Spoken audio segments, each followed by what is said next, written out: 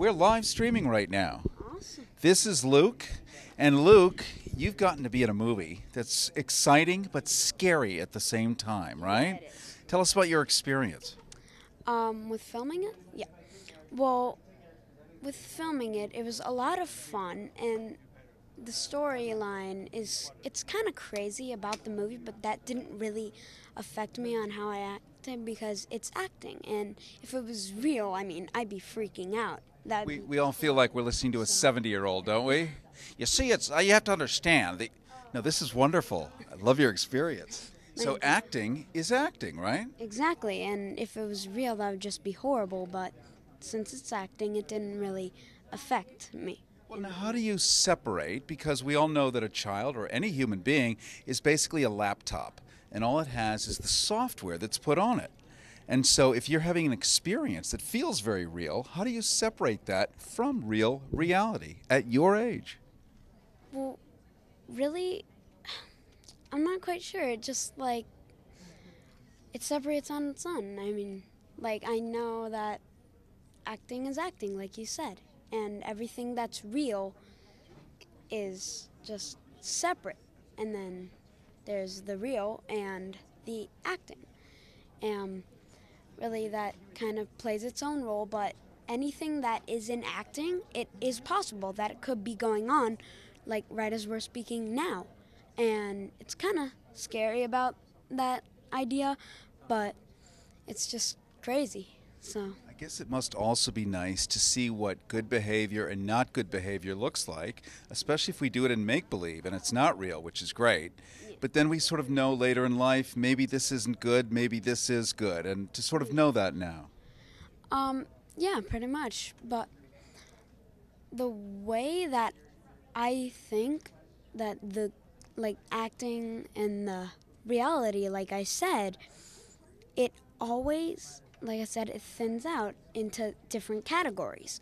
But when it does, it still scares me in a way where I can't imagine how crazy it would be to be in that actual position. And so it blows my mind that it could be happening. Well, thank you for recreating it so that we now know what that looks like, and for you to be the new ambassador of what's right, what's wrong, and to what degree, and the filtration system so we don't have to go through it. And we thank you for being brave. And thank you. All right. All right, my friend. Thank you so much. I want to show you two guys who are doing something amazing. Now, as we all know, new media is not some futuristic thing away, though your film might be or your series might be, but it is the present. It's also going to be absolutely the future as the dinosaur of the old storytelling model slowly keels over and wheezes away. You guys smartly have jumped into the template of what is now and what is going to be, the way that we deliver storytelling. It's more like we were pushed overboard. Pushed overboard, exactly. I'll take the willing answer. Yes. And the multiple talents too, because once upon a time, when people got into this industry, they were told you must have one specialty. You must be an actor. No, you can't know anything about lighting. You shouldn't know anything about anything else. Now, since you know it all, you can, from soup to nuts, create the entire project. That makes it valuable. Well, to tell the truth, I only think I know it all, but it is valuable. It's necessary. I'm somebody now. I come out of this from a background. I've directed and written, produced the feature films that have been released, and I see this as an opportunity to tell the stories you want to tell with less interference. I think it would be wonderful if we still lived in a storytelling age and a film age when it was okay to just specialize on one area. I think it would be great to be just a writer, just a director. There's no just about it, right? However, the reality is right now we live in a time when budgets are shrinking. You've got to find your own audience, and to do that, you really need to be able to fill in all the areas you can't do it. So it's been a learning experience for me, really following cinematography, all these editing. All these areas that you have to force yourself to grow into. Dan has become an amazing producer. Well, thank you very much. An actor, Dan Southworth. That's He was right. always an actor.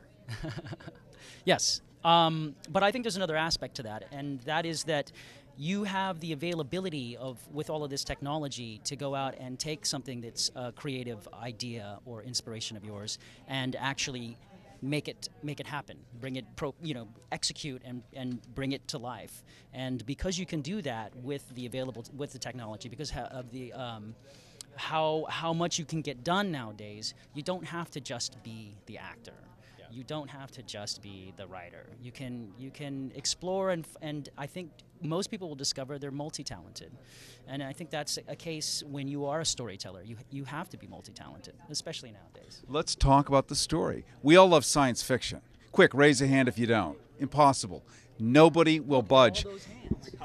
Think about it in your mind. But that's part of the beauty, is that we will believe whatever's in your mind if it's told correctly, and it is. In Divergence, you guys deal with real things, PTSD. There are vast amount of Americans who come back after giving service and suffer from this. Many of us don't even understand what it is. But in finding a fantastical way to describe it, make it palatable for you and me to be able to digest, you can also tell a salient story about something that is relevant in the system in which you and I happen to live on a daily basis. That is science fiction done right. Let's bring this guy to all of our press interviews. I like the way that you're doing great. this. This is great. Can you just follow us around and narrate our lives? Yes. For a nominal fee, I'd be really happy to.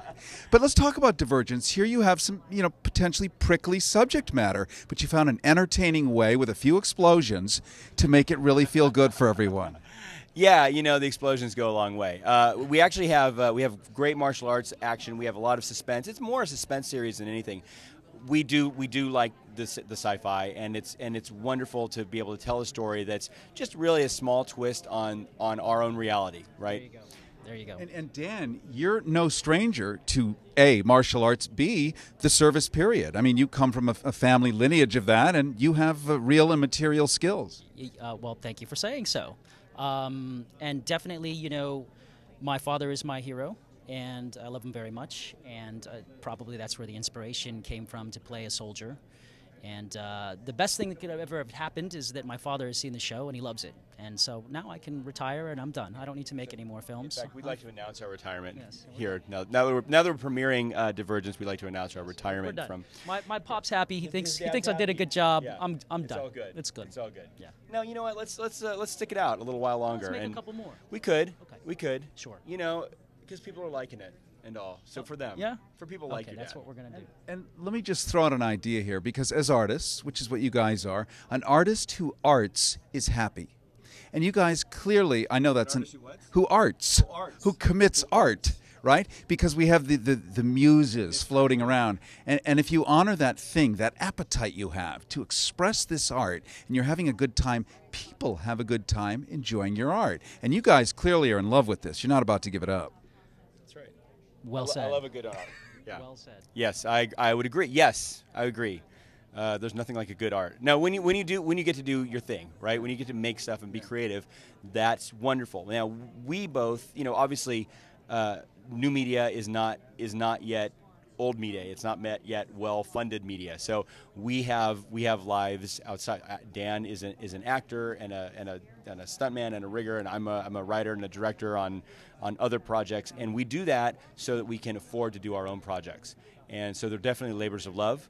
And we bring in our own our own time and our hearts and our mitts. And we did it with our mitts. It's very, very addictive.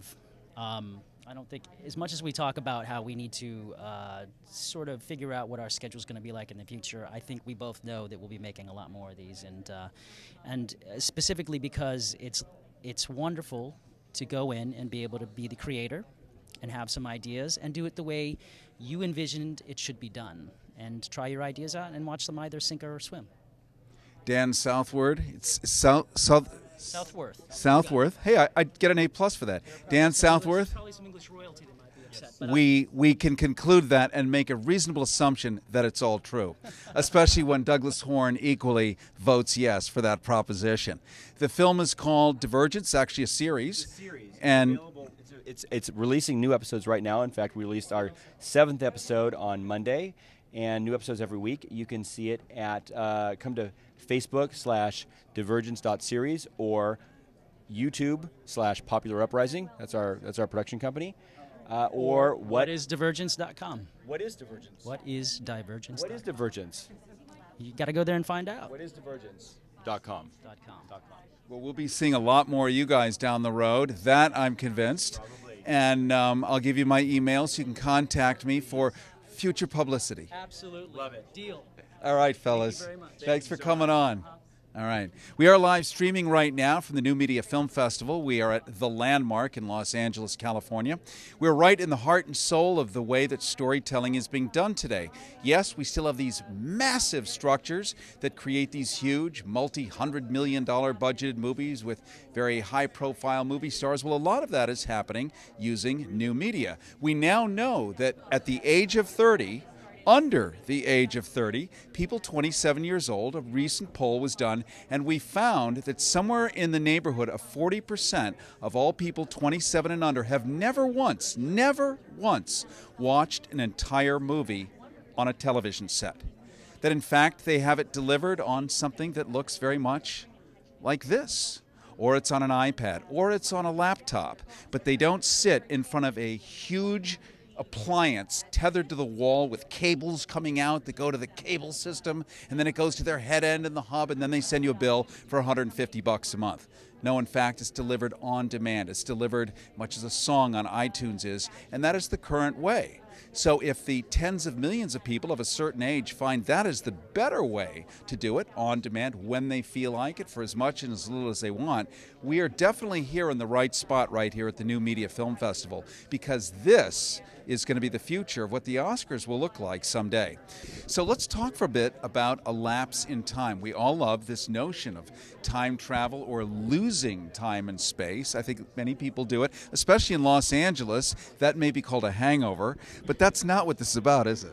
No, a lapse of time is more about a change in perception, and sometimes we get trapped maybe into patterns in our lives, and this I would have to talk with Celine more fully about her original intention, but in doing the English translation and the English version, From French, yes, I really felt as though it was almost a metaphor for the things that you recognize when you are a little bit older that make sense and loop back around to when you were young, and you suddenly make this connection, and you almost feel like you've lost some time in the middle of between when something started a process and when you finally recognize the pattern, and coming to terms with the fruition of maybe actions or understanding something deeper that came from someone that you suddenly can really associate with and feel like you understand where they're coming from. And to be a translator means that you have to understand the subtlety of language. These things that we call, well, it's nuance. It's a turn of phrase. For instance, if you were to translate in English, well, he blew his top. We all know what that means, but in French, that would be literal. He blew his oh my God, call an ambulance. And so you're dealing with language like that, having to pull it back into English, and the French are full of these colorful metaphors. Well, it's really interesting because before I met Celine for many years, I have been working on writing a film that's all about French historical figures, and it's in fact about someone who is a writer and very fond of playing with words. So when I got the opportunity to do this with Celine, it was sort of a twofold blessing.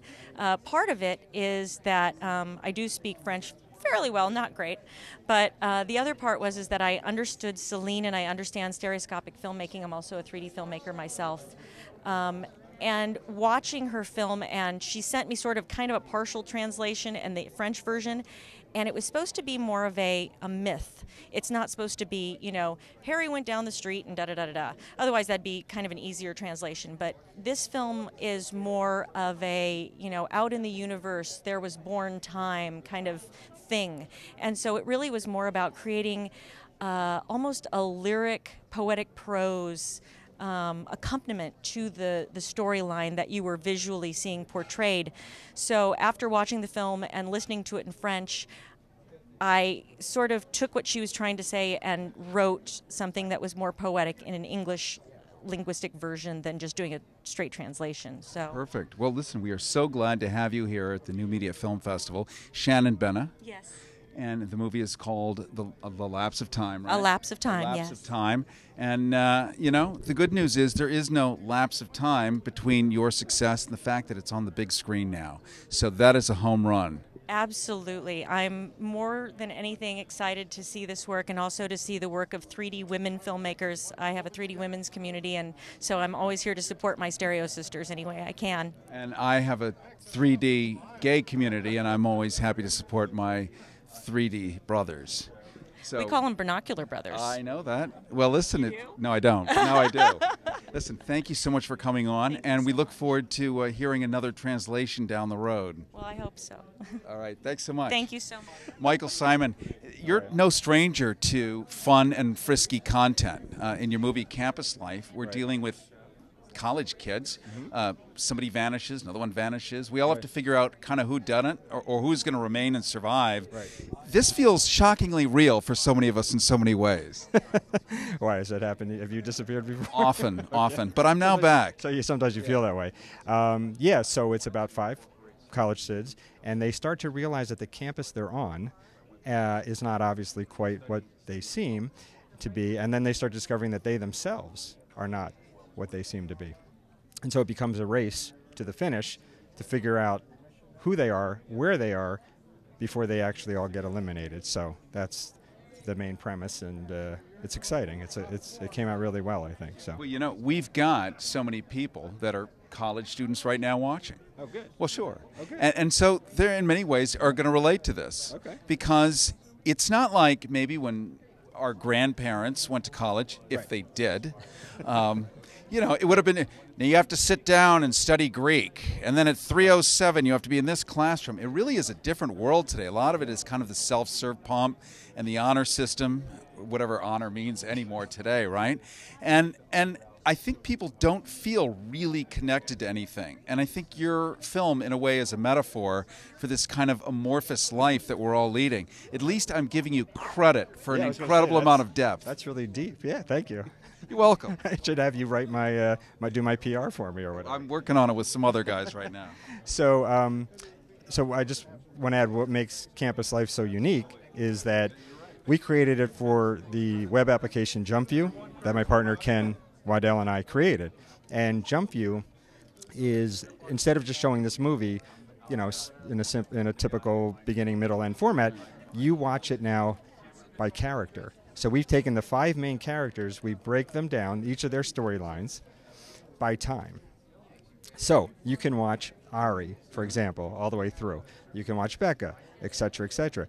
But things happen in one storyline that you don't know unless you go to the other storyline to fill in the blanks. So if you could watch it the whole way through with one character, you could, and you'll get the story, but you're not going to get the full story. And you're not going to get the more in-depth and more exciting story. So that's what made this so exciting. It's kind of, I say it's akin to if you like Lost. And could you imagine watching Jack, Locke, Kate, Charlie, etc., just watch their stories? And if you wanted, you could then jump back and forth to the other people's stories too to fill in the blanks, but it would be your choice how you want to watch this movie. And so that's what we did. You can pick anywhere in time on any character you want, and you can just move all over the place and decide how you get to choose how you want to make the story. Give us that app again and spell it out. Okay, so it's JumpView, JumpVew.com, and you just go and you click on Campus Life, and it's free to watch. That's my favorite price. Did you know that? Yeah. It's almost as good as like a penny, but it's close. It's close. Although the copper value of a penny today is 4 cents. So if you can find somebody who's got a smelter, you're very rich. That's true. That's true. That's why they want to get rid of the pennies, right? That's exactly right. And the gold. So while you're buying it, thinking that you're hedging your bets, remember 1934 when Congress confiscated all the gold from the American public. Wow. That's not something that we're taught today, but it's right there. Google it. It's actually true. Just because it's on Google doesn't mean it's true. Which is also a side effect of the sort of world in new media that we all live in. There's no big grown-up editor out there disciplining the internet. Right. So you have to compete with somebody yelping and saying something. It may or may not be true. Well, this is a new world, right? That's true. Yeah. I mean, and one of the reasons we wanted to do this, obviously, is because we looked at the internet and said, hey, nobody's really utilizing it to tell stories in a way that's truly different. In other words, like they're taking TV shows, movies, and which is fine, and using them as a second screen. Right. But nobody's ever used the actual interactivity of it to create something completely new and different. And that's you did it. That's what we wanted to do. Right. That was our goal. And yeah, we think we did a pretty good job. And we hope everybody goes and checks it out. They will now. They will now, and it's free. And it's free, which is there's no reason not to go check it out. We're glad to have you on our red carpet, and we won't even charge you for it. That's great. Since you gave us that free app. Give it for free, That's right? Okay. See, it's quid pro quo here. It is the barter system, and that's how we like to do it. I want to thank you, Michael Simon. Thank you for coming on. Thank you for creating a cool project that we all get to interact with, and that we get to enjoy. And at the end of the day, it just does great things for the mind, and that's the part we love. That's great. Thank you very much. I appreciate it. Congratulations. Thank you. All right, we'll see you. Cary Harrison here with you. If you ever want to visit me just on your own time, you can come and listen to long-form podcasts. I am, of course, with public broadcasting, public radio. You can simply go to GoHarrison.com, one word, GoHarrison.com, and we're giving away a trip for two. And I've talked to Susan Johnston, and we love to give free stuff away. This is a trip for two to Zurich, Switzerland. I know you want to go. Yep, okay. This is so fabulous. We're going to put you up in a hotel that's, let's say it's about $1,000 a night, roughly. They took some 1,300. These are houses from the 1300s. Somebody bought up a bunch of them, built tunnels underneath, which is where the kitchens are and everything else. And so this is going to be your hotel room. You fly on Swiss International Airlines. It's good for two people. All you have to do is go to ZurichGetaway.com, ZurichGetaway, ZurichGetaway.com. It's watch to win videos. I put 5 videos on there. Watch and win, put in the keyword. It's super simple. Everybody can do it. If you want a shortcut, go to GoHarrison.com, GoHarrison.com, and you'll see a little Zurich picture in the upper right corner. You can click on it, do the same thing. Our way of giving back to you because you are a new media user. And instead of the old analog way where you have to jump through a lot of hoops, we're giving you the shortcut, the fast cut, which is the way we like to do it too. We've got another friend popping up here on the Fred carpet, even though his name is not Fred, although some of your friends may call you that. And I'm going to let you introduce yourself so that we pronounce your name correctly. Because many times names get mispronounced and the happy and exalted guest standing here on a red carpet gets somehow deeply offended. Thank you. So help us with your name. My name is Tito Dudley, and I'm also known as Chef T on my web series Simple Eats. And obviously we're talking about comestibles. We're talking about the culinary delights. We're talking about a gastronomic explosion so extraordinary that you as an artist turned it into a visual spectacle for us. Absolutely. I'm trying to incorporate healthy food along with fitness and just showing people how to make it fun, but I'm also having definitely an epic moment while I'm making the healthy meals at the same time. You know, yesterday I was talking to this woman about GMOs and recombinant bovine growth hormone in the milk and all these things that nobody knows what the hell we're talking about. But there's a lot of stuff also in the food that we do want to stay away from. And I think one of the things that you do is you help us understand not good, good. Really simple stuff, because at the end of the day, we don't know. We go to the grocery store. It's all good, aisles of it. But that's not really true, is it? No, I think the main focus that I'm really trying to portray in this web series is really just showing people, you know, it's really not that hard to eat healthy food, because we have access to so many, especially now with the whole new media, we have access to so much information that's out there to educate us, to show us what's good and what's not. And with that, I'm taking all of that into this one web series and showing you how simple and easy it is to make one recipe that you can have either for breakfast, lunch, dinner, or just right before you go to bed. Like a huge plate of brownies right before you go to bed. Maybe if it's maybe if you make the brownies out of walnuts, you add a little bit of cacao in that food processor, that would be your deal. Let's do a public service here for a minute, and this could be really interesting to you. We've all heard of high fructose corn syrup, right? This is the stuff in breakfast cereal, although Post has finally pulled it out. It was in pancake syrup. It was in Coca-Cola. Still is in a lot of ways. And we hear, well, gee, maybe that stuff isn't so good. So for somebody who says, gee, maybe that stuff isn't so good, I'm sure you have a thought about that. Well, the way I look at sugar as sugar, basically, whether it's healthy or not healthy. Ideally, you want to focus on the healthier sugars that's out there. If you're going to get your sugar from something that's more like plant-based, maybe agave, and sometimes that could be a little more controversial to certain people. But because it comes from nature. Well, the whole idea is moderation. You want to have moderation in everything you do in life, especially when it comes to food. You want to watch your portions. If you don't watch your portions, then obviously if you're eating healthy foods and you're having large portions, you are still going to be able, you're still going to put on that weight. So you want to keep the portions down and just spread your meals throughout the day and make sure you get rest at the same time. So eating and resting simultaneously, is it possible? I don't know about simultaneously, but you want to make sure you eat and give yourself enough hours of sleep so that your body can recover so that you can continue throughout the day.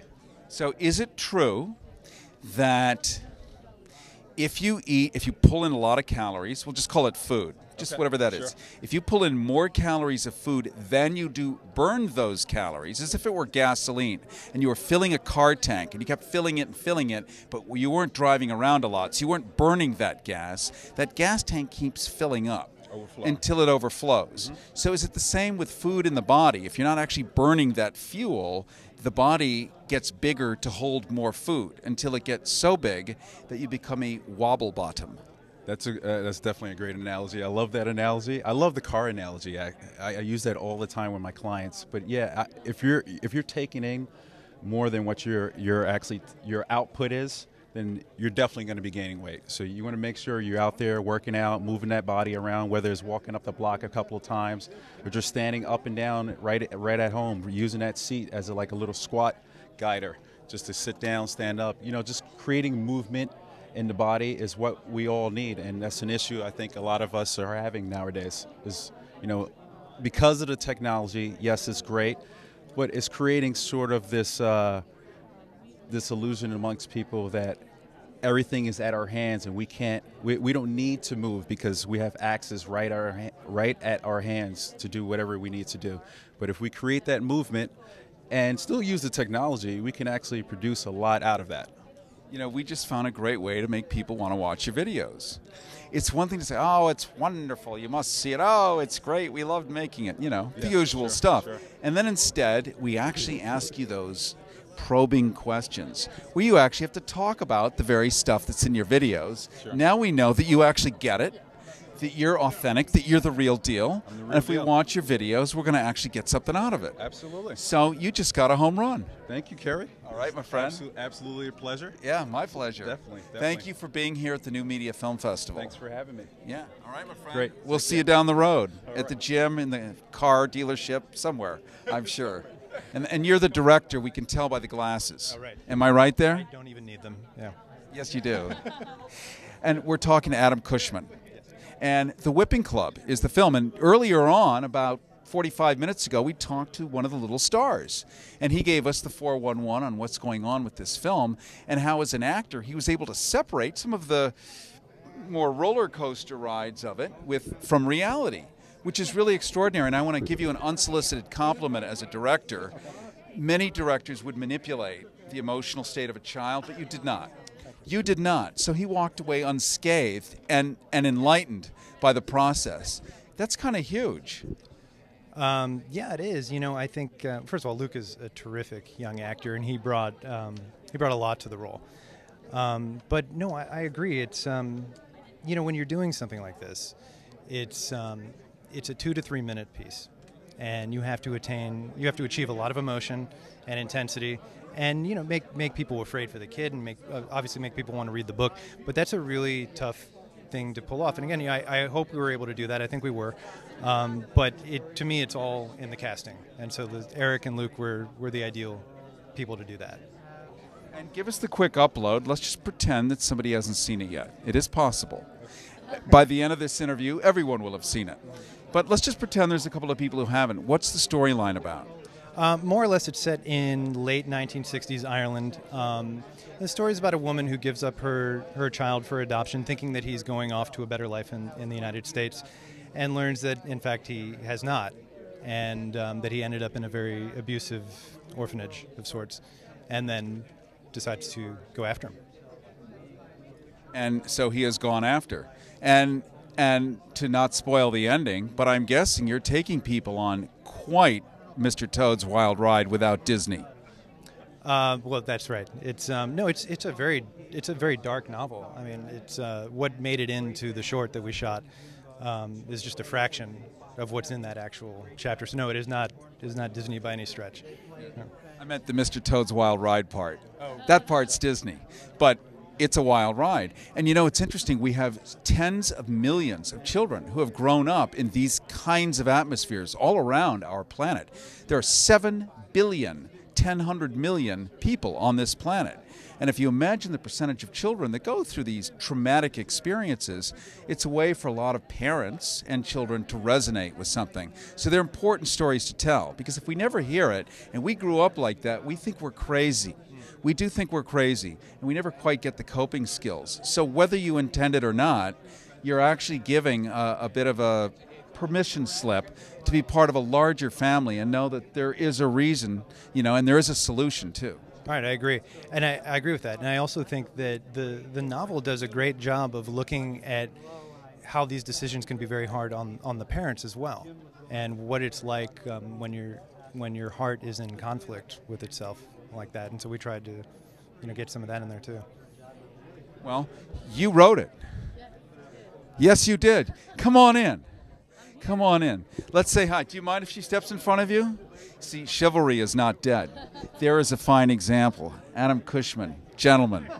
So you wrote this thing. I'm guessing, I'm speculating here wildly, but I'm guessing you must have some deeper understanding of this process as opposed to, let me think of a good plot line here. You know stuff, don't you?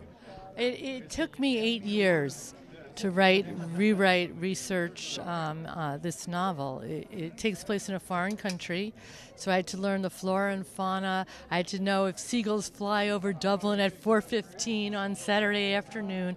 There's a lot that went into it, and it's not just an Irish story, though. It's, as you said, it's a worldwide epidemic, and it's not only about child abuse, and it's definitely not only about the Irish church. I mean, I get Google alerts from all walks of life every single day, and I really think the story is, in the end, surprisingly, about forgiveness, about looking the monster in the eye, which we all have, dark sides in our personalities, in our countries, in our churches, in our homes. And when we look at that and accept it, that is the way that we move forward. And so, although it takes place in the 1960s, and we've made progress, and I see that progress, there's so much more to be done. And I'm glad to be a part of it. I'm very glad that I took the time. Honey. Thank you. Sorry. Very nice. I like this. So, to your point, and this is very important, you'll note that she just talked about forgiveness. And without getting too woo-woo here, there's a reason that forgiveness works. Because if you carry this stuff with you your whole life, the person that you think you're punishing, because you're focusing on them, they don't know that you're obsessed with what they're thinking. And so you're carrying with you 300 pounds of stuff. So when you forgive it, you let it go and you get to move on. And thank you for that lesson. Thank you very much for having me. All right. We're so glad you're here. Thank you. Thank you so much. Thank you, my friend. We are, of course, at the New Media Film Festival. We have another wonderful... Very good. Hi, and we love you. Like, Thank you for I being like here. your dress. Thank you. You can borrow it anytime you want. May I, how did you know? I am going to ask you the quintessential shallow question. Sure. What is it? Who are you wearing? I'm wearing Off the Rack. Very nice. Yep. Very nice. Yep. A well-known designer here in West Hollywood, even though we're in Westwood, off the rack. Is he the guy? He's got a mohawk, and It means I don't like shopping, and I went in and I found something that fit and was pretty and easy to travel with. it really was. And speaking of pretty, may I ask you a question? Sure. This film festival, Yes. you are standing now right in front of. The Golden Mean of You. the Media Film Festival. You are Yes. standing in front of yourself. Yes. You have given birth Yes. as the ultimate queen mother of all of new media. This is the Oscars for new media. This is the Sundance for people with an iPad, an iPod, anything with a chip and a signal. This is an extraordinary new world, a brave new world indeed, and you have done it. And all these people are here. We see a sea of human heads waving behind us during this live stream. Did you imagine it would ever turn out this way? I just saw a vision of a place where filmmakers from around the world honoring stories worth telling in all media formats. So I'm delighted that it has come to this. And we actually help filmmakers through screening, competition, 45,000 in awards, and distribution, which in the short total running time space and feature length time space, that's pretty modern. I want you to remember this name, Susan Johnston. Susan Johnston, because her name is going to be synonymous With new media. with new media. Thank you. Well, it's just true. All right, love you. We have to keep the line moving. Yes, we're going to keep the line moving. We're going to say hi to more filmmakers. We are coming to you live from Los Angeles, California. This is the Landmark. We're in Westwood. This is a very famous part of LA where so many movies have premiered going all the way back to the 1920s and 30s. And we're talking about new media today. We're actually presenting another form of filmmaking, another form of art, another form of storytelling using the way that we all do it now today, using Mr. Bush's internets and those series of tubes and all the other things that we've become quite familiar with. Coming up in just a minute. In fact, is this the right minute for you to come up, or are you still having a chin wag over there? No, I'm all about you. We're gonna. That is the right thing to say. We're going to ask you to do something somewhat untraditional and introduce yourself to our live streaming audience and tell us who you are and what your project is about. My name is Gerald Emerick, and I'm the director and writer for The Heart's Eye View, and it's a 3D project. And the project is a romantic comedy, a little bit dark, but it's basically about two sort of depressed commuters that live in a droll, Kafkaesque world, and they have rich 3D fantasies about romantic, sexy counterparts. And then so there's two different worlds, the lush color and 3D, and they live in a very sort of other world. And then what happens is the 3D fantasies start to have their own point of view, and they start to rebel about being a kind of cultural stereotype, archetype, and that's where the fun begins. All right, so we're looking very much forward to seeing this. Is there a website or something that people can visit? No, there's not. Well, then, give us once again the name of the project so that we can burn it in our memories. Okay, it's called The Heart's Eye View. The Heart's Eye View, and it's in 3D? Yes, it is. So do we use the polarized glasses, or is it an anaglyph?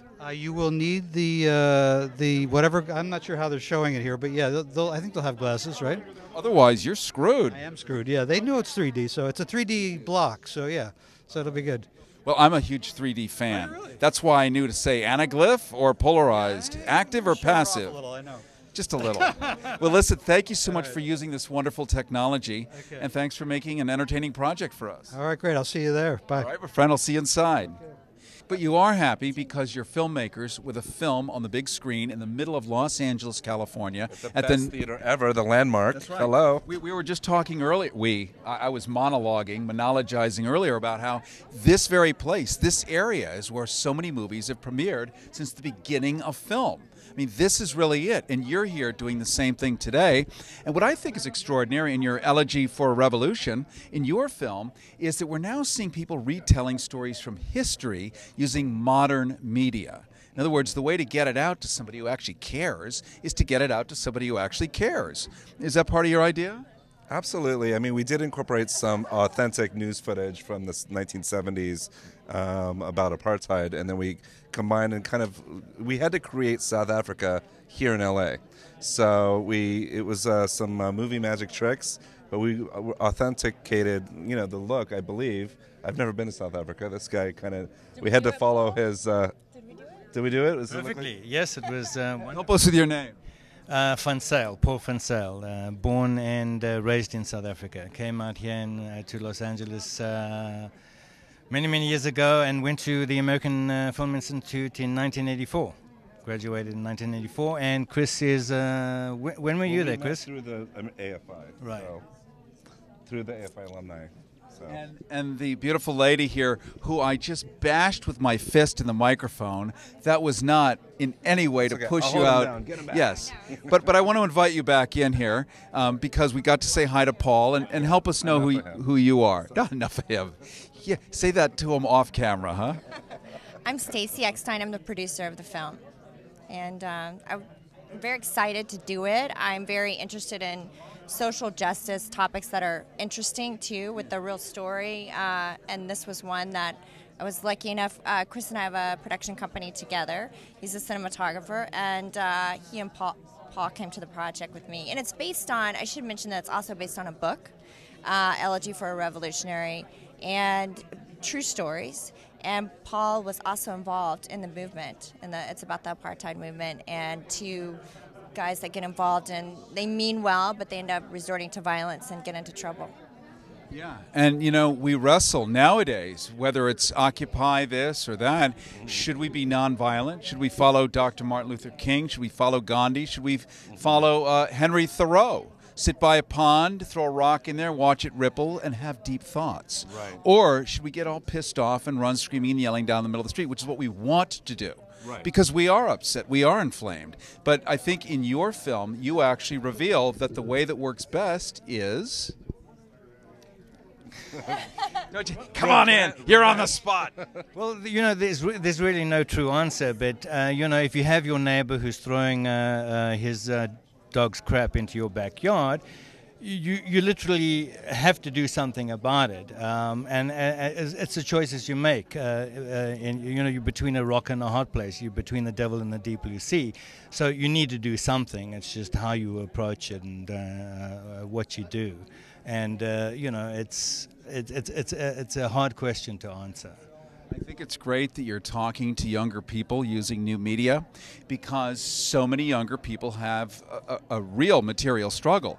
Whether they owe a bank 80 grand for an education, and if they had a job, it would take 27 years to pay it off. And so in many ways, they're right. We all need to be working right now. And so there's a different kind of oppression. It looks different, but they feel like they're in the same place. What do you do? What do you really do? And I imagine there's a lot of insights after making a film like this, because you're really having to analyze the situation.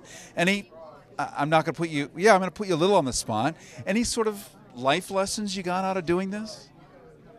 It's really not about the circumstances, but it's about the choices that you make within the circumstances. I think that is the biggest life lesson, which is the most important. How you maintain your integrity, but yet get the job done. It's like facing up to a bully. What's the best way to do it? There is no best way. But there are certain ways, and it's just how you go about it, keeping your integrity, but getting the job done. That is the perfect answer. No, that really is the perfect answer, because at the end of the day, it really is. What's my motivation? Am I being true to my ideals? Billy Shakespeare, to thine own self be true. Well, now look at Billy. But at the time, it made a lot of sense. But this is really wonderful that you guys have put together this movie, because for the first time, for many, this is going to be the first access they've ever had to a historical piece that is not taught in school, because it's highly unpopular for people to have consciousness about this stuff. So you guys are delivering history in a palatable, delicious way that is good storytelling, it's gripping, and it has an ending from which we get to happily learn and apply to our own lives. I don't think I'm incorrect in saying that. Yeah, I mean, Nelson Mandela is in the hospital today, and he's on life support, but there's a character that's kind of him. It's bringing the real history back to people today, and it was, it's hard to understand apartheid. It was really intense, and we were in the streets fighting over other stuff, and which is important too. But this was a different level, and so you could kind of understand how these guys could resort to violence to fight an evil that big. Like if Hitler came to town, maybe you should be violent, or do something. You can't just sit around and let it happen. I think it's what it brings to light is terrorism. It's not a new subject, and what makes you I'm sure there are things that people do that wouldn't consider themselves a terrorist, but it brings to light that topic because it's very, and we see in the streets in Europe with people struggling and the kids can't find work, and it's all different things, but and feeling powerless, but it brings some of the perils of those choices and three people, and it's not a new topic. Unfortunately, it's not going to go away, a topic. So I think addressing it not from just a point of actually getting to know these characters and telling their story, and they were very well intentioned and they meant very well, but we can kind of learn with them and see from them, and I think it actually is very relevant to kids today with what they're going and seeing, these are the perils of meaning well and really wanting to make a difference and get the loudest bang, but it doesn't always, that may not be the best way to go about it. So, I want to say that I actually met Nelson Mandela, and one of the biggest things that he said to me, he said, "Paul, you're a very angry man, very angry young boy." I was very young at the time, and he said to me, anger is like one syllable away from danger. And that was the biggest lesson I got from him, was to try and channel that anger into something constructive. And I messed up horribly. If you were to see the story or see the film, we tried to do a good job, but it ended up horribly. But I will always remember but it that. Makes great drama. It does. It's a great story. And it is America. We do love drama. Yes. Thank you for being brave. Thank you for jumping off the high dive into your life and other people's lives. Thank you for bringing history into a modern way to have it delivered. And we are wishing you well. And we're going to usher you so politely off the red carpet and say congratulations to you. Thank you so much. Thank you. Thank you, my friend. We'll see you again. Cary Harrison with you. I am with Public Broadcasting. You can go to my website at GoHarrison.com. GoHarrison.com anytime. Irina Maleeva, and she's in the music video Let's Face the Music and Dance. And so there, Hello. Hi, Irina. We're so glad to have you on board today. And everybody loves music. In fact, can you name anybody in the world who really doesn't like music and dance? Oh, I can't. Probably not. We may not know about it in a technical way, but we all know that it hits us in the heart, and that's what you're involved with today. Yes. I have a music video tomorrow. It's going to be shown tomorrow, and it's called Let's Face the Music and Dance. An old Fred Astaire title, right? Or a Fred Astaire song. Yes, he did dance, and he did that song by Irving Berlin. We just have a new version on it. The version is with Brazilian rhythm from the Amazon River, so it's a little more funky. It's quite incredible. We have silhouettes. I mean, I just love the song. I love the whole production. And when we think about musicals, and we go back to the 1930s, we mentioned Fred Astaire very briefly, Irving Berlin.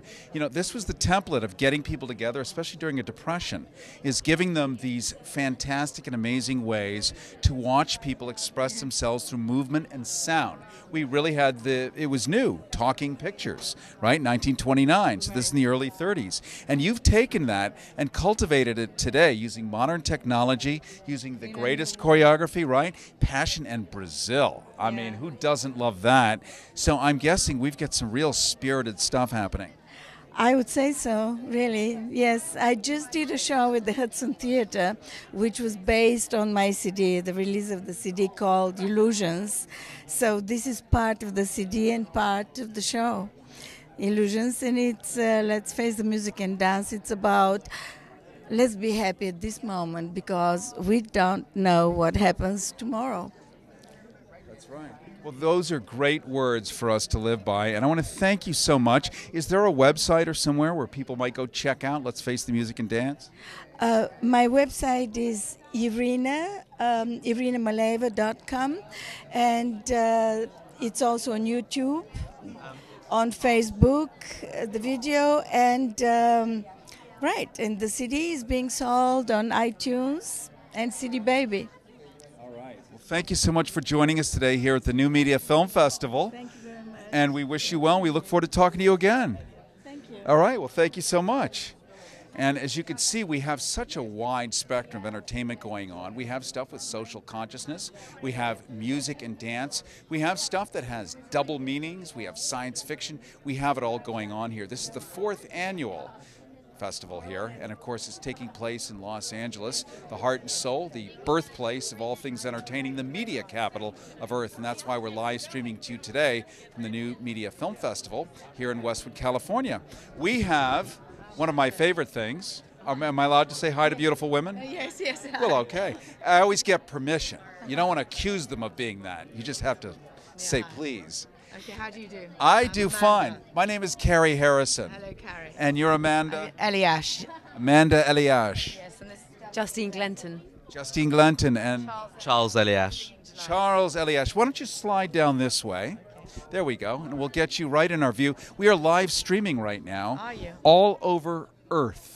Fantastic. And I think you've probably traveled Earth We before, have. so a lot of people are going to know who you are. Now, let's understand what you're here for and what is your project.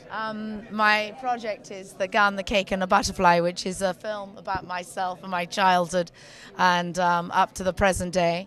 And it's acted with me, with my alter ego, Justine Glenton, who is... Is that a full-time job, being her alter ego? Absolutely, full-time. It's a bit surreal. And luckily we were chosen for this festival. It breaks all rules, really. And this is my son, who's... I also take part in the film. I'm also singing tonight before the film as the opening of it. And yeah, so I basically helped along with this and helped with the music and contributed a lot. Most of the music in it, the classical stuff, is performed by me.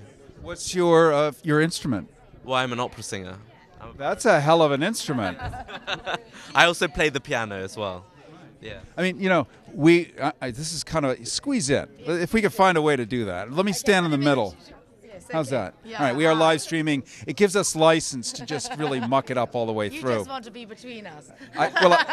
Okay, I'm busted. Yes, he's busted. Opera is got to be one of the hardest things in the world, and this in no way diminishes your story. I'm complimenting. All my family are opera singers.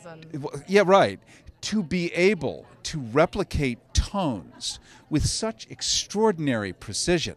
I mean, we're lucky if we can walk in a straight line. I mean, you could break glass if you do it right. This is one of the hardest things on earth to be able to do.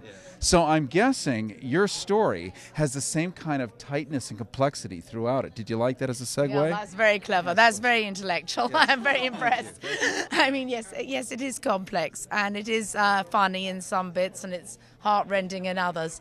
And Charles plays my son, who I think is poisoning me. And like all sons, we all think they want our cash, you know. And so Charles comes along, and we sort of take the mickey out of ourselves, and Justine does it very well. And Charlie, of course, looks like the vampires that are around at the moment. Well, now, to have... His gear, he's dressed in 17th century gear.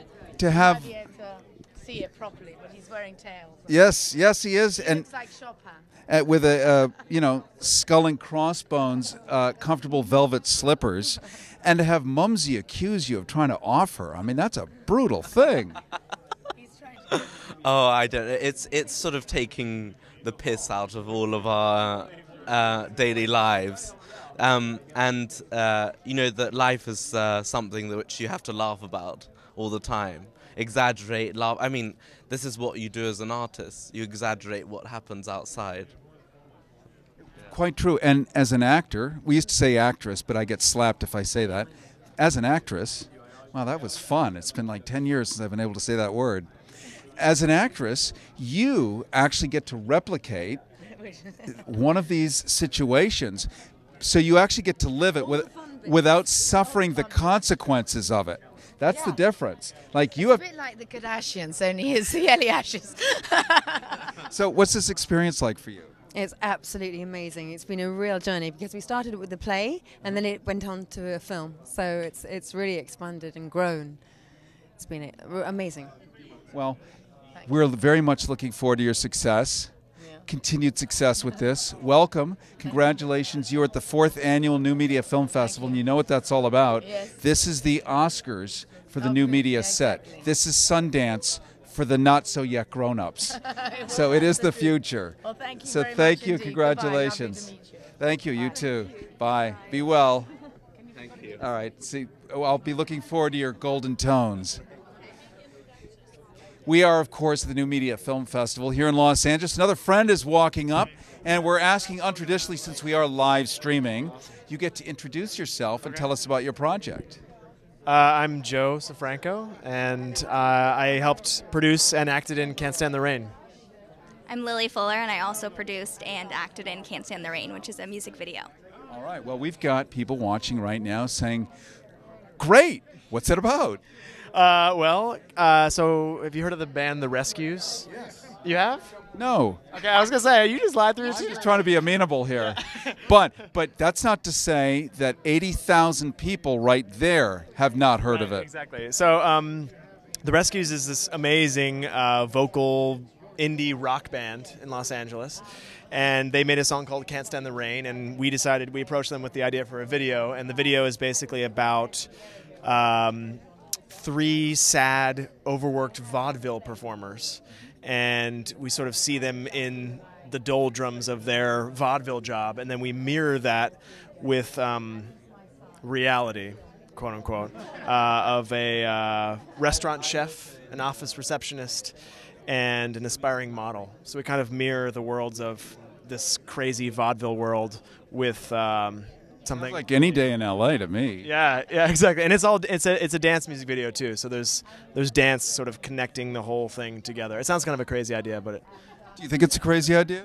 No, absolutely not. I mean, I think it totally works. Yeah, there's a lot of dance. The dance really helps the whole thing flow nicely. Yeah. You know, one of the things that I love about dance is that you're actually able to tell a story with the human body. So there are no words, the closed captioning to help people get it.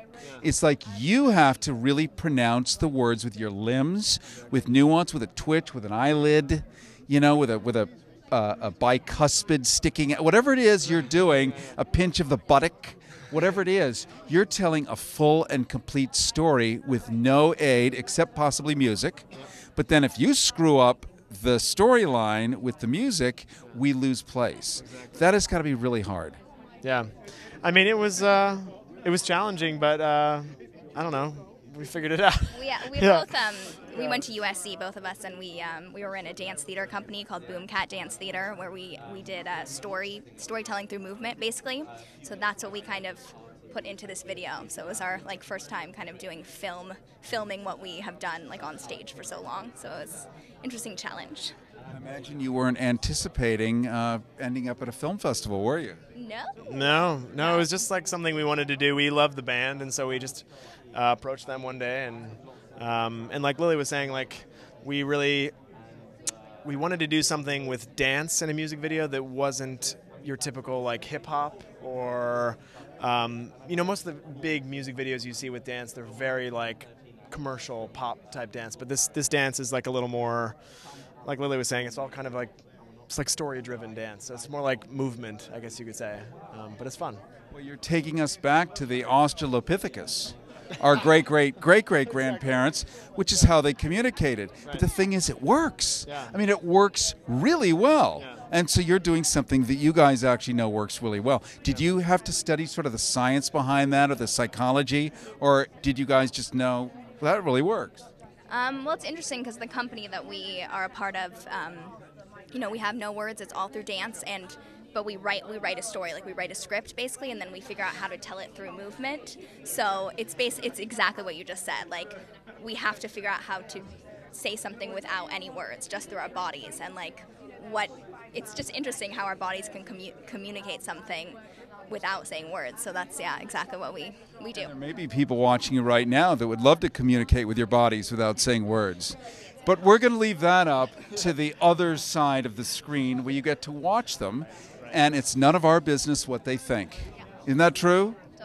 None of our business. You're going to find when you become really famous someday, people are going to walk up to you in the supermarket and they're going to want to talk to you because you've spent time in their head. You've never met them, but they know you and you owe them. And that's a high-class problem, but someday you'll have to deal with it. For now, we'll just have to deal with the low-class problems. Like me.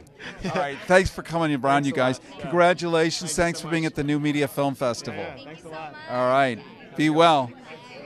Christy Best here, and she is under a category that we call the Snippler, which is basically like a 30-second sizzle reel of sorts, right? That's right. Yes. And she is going to attempt to speak with an American accent because she feels we're going to understand her more easily. So do the first sentence in American and then do it in your native tongue. Okay, so basically Dead Heart is actually about a kind of a supernatural civil rights movement. And I'm going to go back to Australia now and explain why I have to say Dead Heart with an American accent, because otherwise it sounds like I'm talking about some kind of island far away with a hut on it where people die. Dead Hearts, yeah, as like dead cold, cold hot. Yeah, we don't say heart. The way or in Chicago, heart. Yeah, well actually we probably sound more like the people from Chicago than Chicago or anywhere else. But yeah, so basically it's going to be 30 seconds of fun, supernatural stuff where you will see this kind of, I guess, a stylized teaser of the kind of show I wanted to create from Dead Heart. Dead Heart. Tell us a little bit about it, because a lot of people are really interested in this, and they may also be very interested in watching you. So tell us what we can expect. Well, basically, I mean, it is a styled teaser, so you're going to understand a little bit about the two species that I've tried to create here in Dead Heart. So just like I said before with the American accent, it's basically a supernatural post-civil rights movement.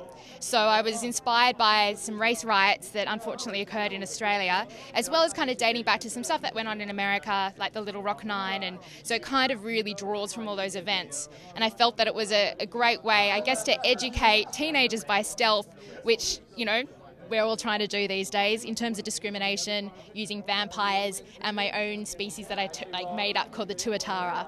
The Tuatara. Yes, it's called the Soldiers of Death and Destruction. It's a Maori word. Well, let me congratulate you on an act of bravery. And it's a very simple one for you. Yep. But that you're talking about a post-civil rights era, that you're even bringing into the consciousness something that is so real for so many people. But we have political correctness here in the United States right now, so much so that you dare not even say, I think it's going to rain, because somebody might be a rain person and get upset. And so we really have this linguistic disconnect from reality. And you find a fun way with vampire. We all love a good vampire. We love what were they called? Tuatara. The Tuatara, right. More of a New Zealand influence, actually, that word. Kiwis. Yeah, the Kiwis. Can we say that? I don't have a problem with the Kiwis. Everyone's worried that I do. But no, you're exactly right. And I think in a lot of ways, Australia is such a young country. And so we're really still going through a teething process in terms of multiculturalism. And so, especially myself, being from a multicultural background, I've experienced a lot of interesting racism at home. And I really felt that this was an opportunity to bring teenagers into a world that they do understand, that they could be excited about, and then kind of take that into a virtual world as well, where they might be able to enlist then in a virtual high school, pick which species they want to be and live out their lives and understand what it's like to walk in someone else's shoes. Good for you. That's a bit different. Not only different, but it's a gift.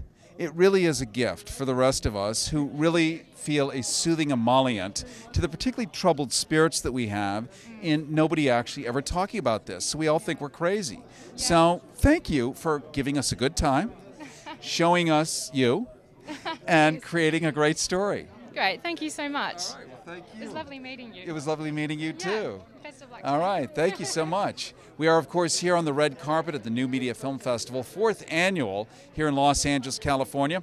As more of our celebrity friends, more of our filmmakers, our actors, our producers show up.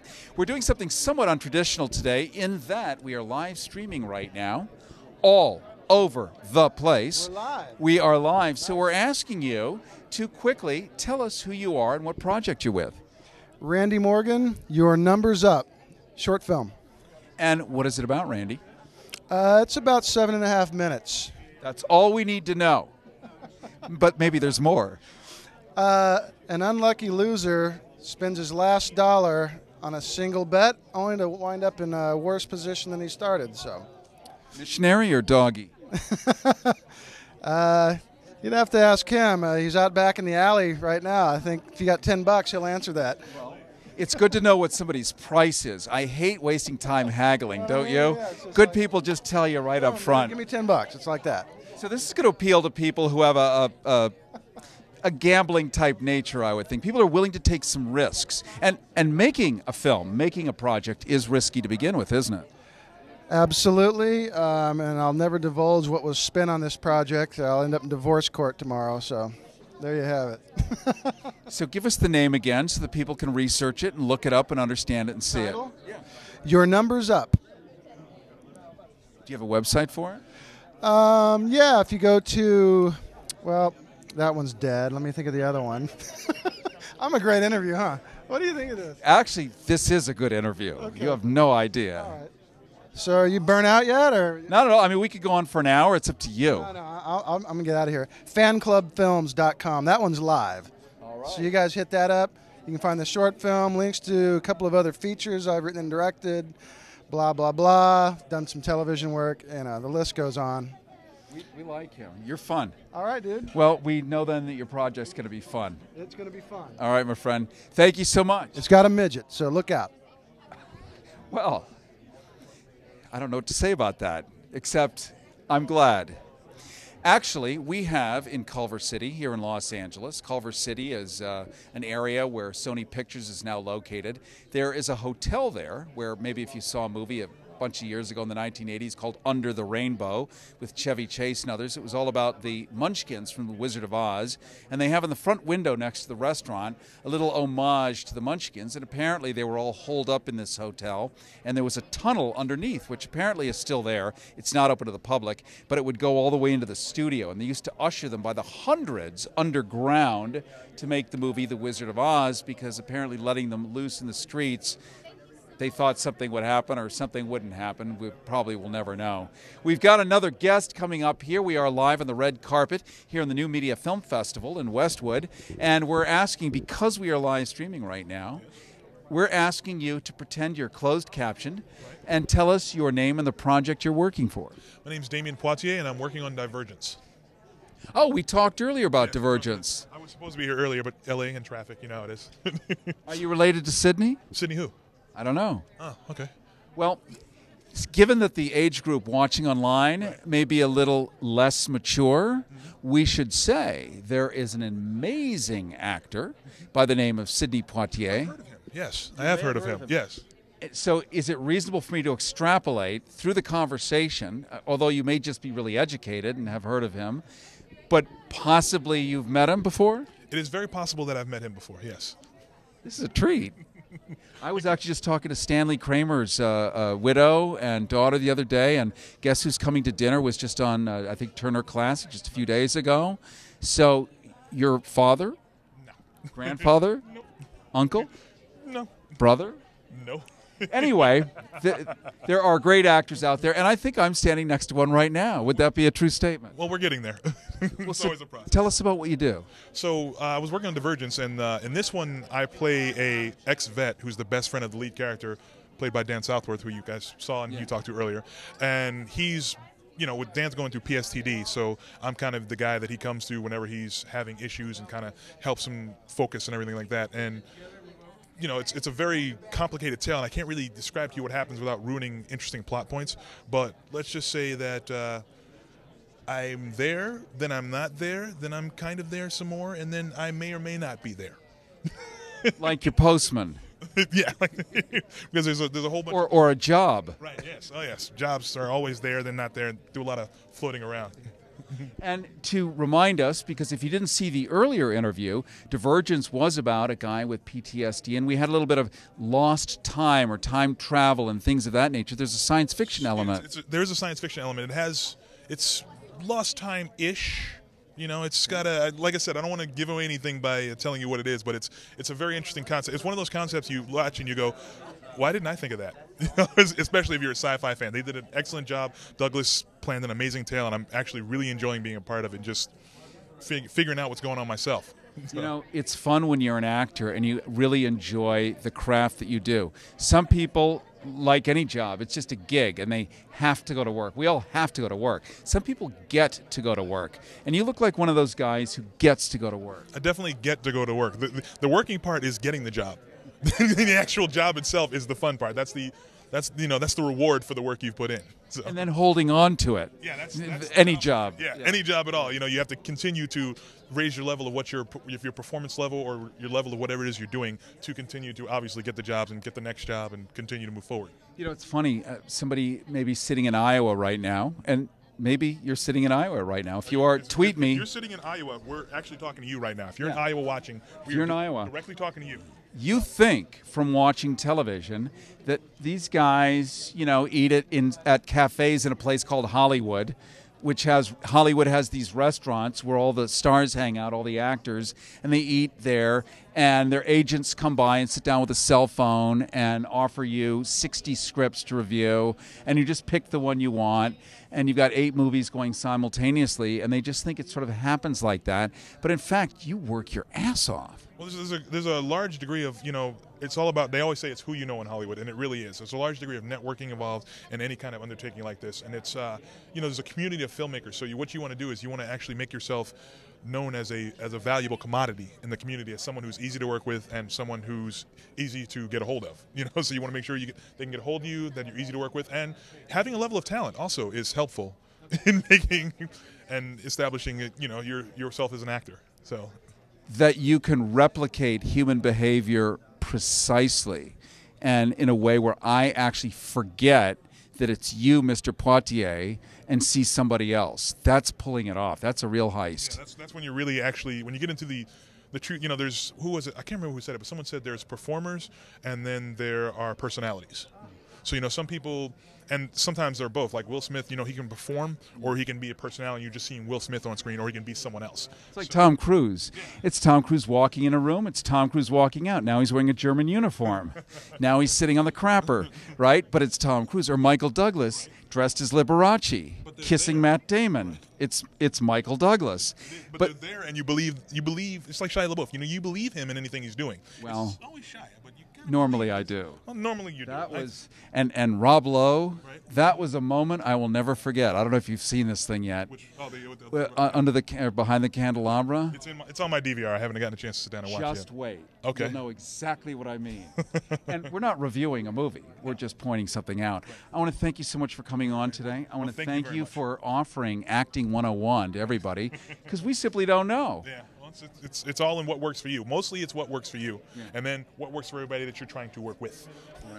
Well, congratulations, and we'll see you on the big screen. Definitely. All right, we are coming to you live, of course, from the New Media Film Festival.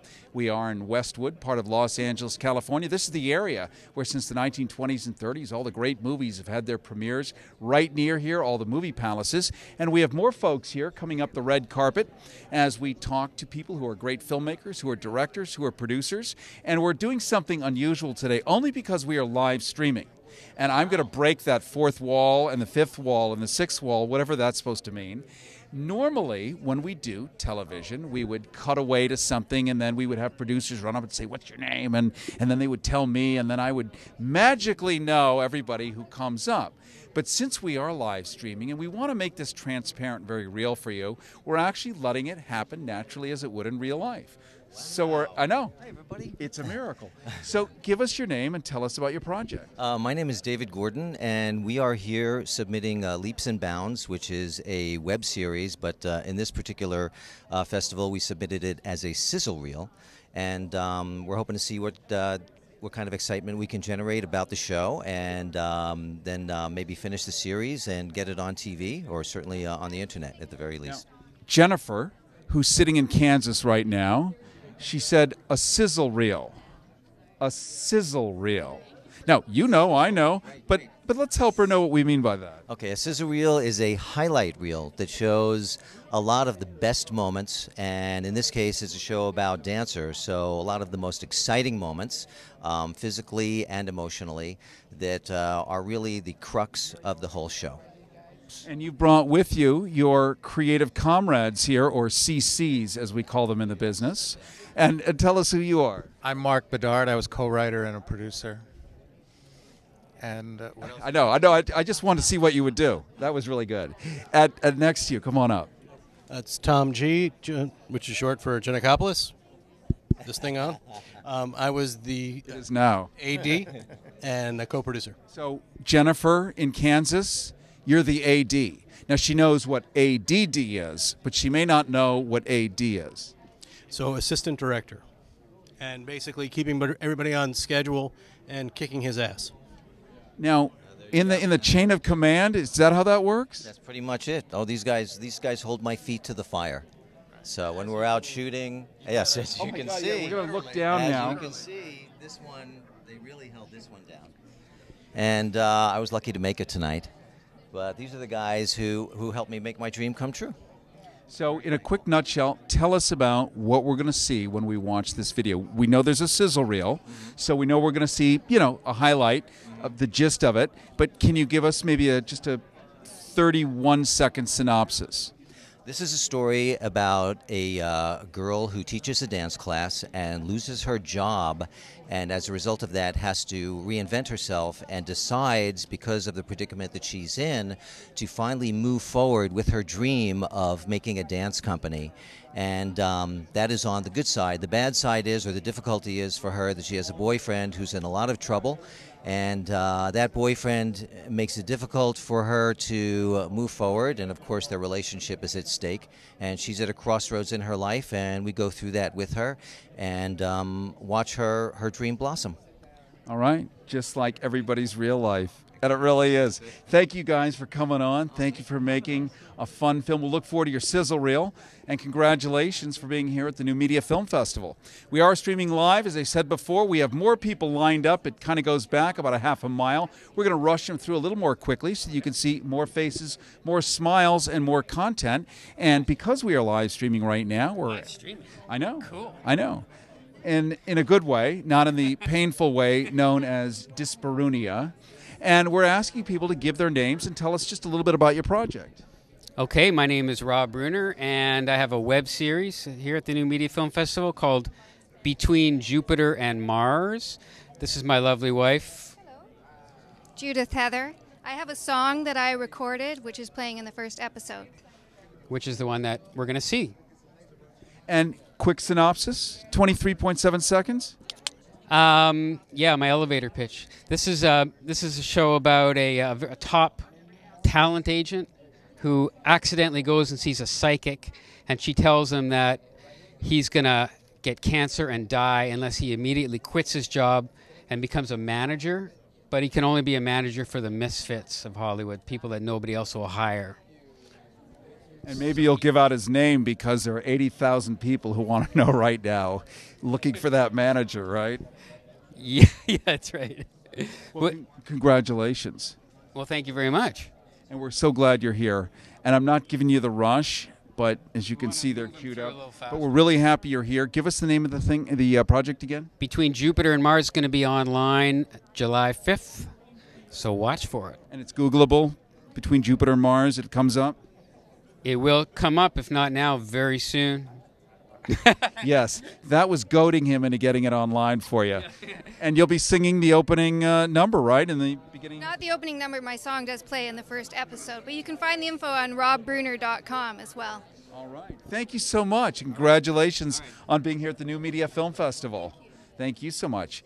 Cary Harrison with you with Public Broadcasting, and of course we're here supporting the New Media Film Festival. This is the 4th annual, and we're here in Los Angeles, California live, and we've got so many people lined up who want to say hi, and we're thrilled to bring them on and reminding them that because we are live streaming, we're asking you to give your own first name. I know it's shocking, but we're going to do a little closed captioning here, and your first name, or your whole name actually, even better, and the project you're associated with. Sure. My name is Ina Conradi Chavez, and my project is a short animated film, Elysian Fields, and I came all the way from Singapore.